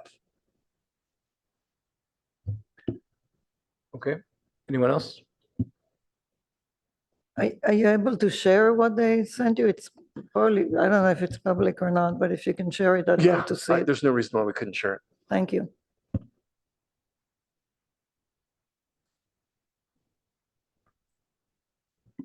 Yeah, sorry. Yeah, I actually do have a golf update as well. I did meet with Palm on that. And some of the things he said was that there were some severe, as you guys know, we've had some severe rainstorms, and that has resulted in saturated course with flooding in some areas. I think there was also some tree damage on the golf course as well. I think those have actually been resolved. And what he said with the recent spring weather, of course, is recovering, turf is firming up, so we expect to see some rain today, so maybe should see some increased tournament play being scheduled for the course. He also said that the first tee of Silicon Valley has discussed further formalizing their agreement with the city to further their use of the Baylands Golf Links as a teaching facility. So that's probably good news. And that in the meantime, they're doing outreach to their donorship base. So that's something to be noted. And then separately, he's indicated that the State Water Board has responded to the city's inquiry and into next steps. So he'll be setting up some time to chat about that. Thank you. I would also add, Nellis, that we have a senior games golf tournament as part of the senior games on the 8th of May at the Palo Alto Baylands Center. So, and then I wanted to also report as the liaison to the Youth Council that the Youth Council is wrapping up their year. And I think they've had a pretty tremendous year. Last year, they were asked to increase the number of people from different schools because it was pretty much 1 or 2 schools last year. They've done that this year. They've got really significant attendance and they've had at least 2 in the last couple of months, really good programs. One was a Meet Your Community Leaders where they had council members, the chief of police or one of the police officials and the fire department, and Kristen O'Kane spoke at a morning meeting. And then last week they did a whole session on mental health. So they're really doing a great job. It's a wonderful group of kids, and I'm sure that next year's will be just the same way, but we're really lucky to have them in the community. Thank you for the update. Anyone else? Let's talk about agendas coming up. So we have our annual retreat. It will be a week from Friday. That is Friday, the 12th, from 12 to 4 p.m. at Foothills Nature Preserve. This, as I highlighted previously, we'll be setting our priorities, our ad hoc groups, and our liaison assignments. I want to encourage everybody to read through the Parks Master Plan between now and then. This is kind of the annual time of the year to get refreshed with it. I think it's particularly important this year because I think something that we need to be considering for our master plan is a review, or for our work plan is a review of the master plan. And I have some ideas on this after speaking to one of the previous parks commissioners who were directly or did a lot of the heavy lifting in creating the master plan, which was approved 6 years ago. And part of that is related to tying in the master plan updates with follow-up on the CIP on an annual basis of the CIPs. And something that we're not doing particularly well right now, and that's something that I think we need to look to adapt. So this is our at our retreat, and when we're setting our ad hocs, it's our annual opportunity to take a step back, consider what types of projects and efforts you'd like to be involved with that are also be priorities for the city, and that will be priorities for staff that staff is able to support. It's an opportunity to think outside the box a little bit. We don't need to continue all the ad hocs that we've had in this past year. And in fact, the ad hocs are specifically set up to be convened for a set period of time for a specific purpose. So go ahead. So think about what you'd like to be involved with. If it's important that we need to consider that whatever we do is supported by staff. And so I would encourage you to also think things out, and also reach out to Darren with your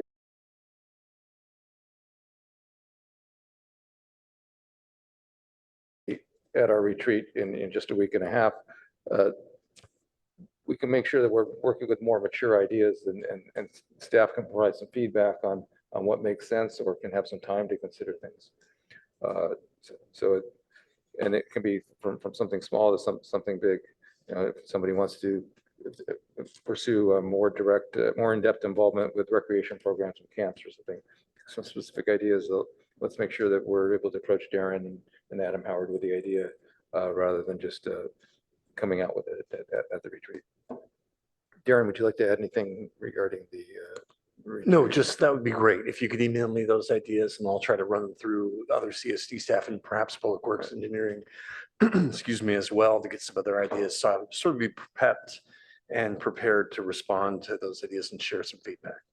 We will generally follow the same format of a retreat. We'll start with a period of time of reflecting backwards, reflecting back and looking at the past year on the accomplishments of the commission, and then look at the city council's priorities for the year, establish our priorities in alignment with these, and then we'll work on the ad hocs and liaison assignments following that. And then we should also we should talk about our May meeting. I don't know if the only agenda item on that meeting may be completing our work plan. Darren, I don't know if there's something that would be urgent for us to include in addition to that. No, I don't think so. I think Okay. the work plan could be the topic. Then I'd also like to talk about the date of our meeting. Our normal meeting date is Tuesday, the 23rd. I will be on an airplane returning home from my daughter's college graduation during the meeting. So I wanted to suggest the possibility of pushing it a day to Wednesday, to meet on Wednesday, the 23rd. And I believe that everyone's been queried about that previously, and that we have confirmation from staff that a meeting room is available. Chair, the one thing is, I believe that was the 24th, 24th, did I come up with the wrong Yeah. date? The Wednesday. Wednesday, the 24th. Okay, thank you. And we've got the chambers available that day. So is that the meeting date available to everyone?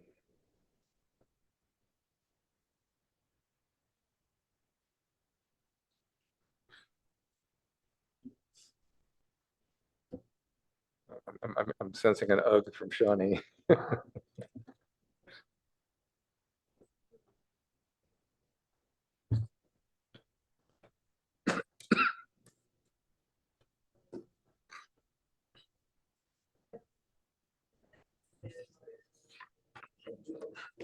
Okay, so we will plan on moving our meeting to a special meeting the day after. We're all set on schedules then for our retreat. Thank you everyone for helping confirm that date in advance. As mentioned, we are on a challenging but doable schedule to get our work plan completed. Any further announcements or comments? And then with that, I will call this meeting to a close. Thank you, everyone.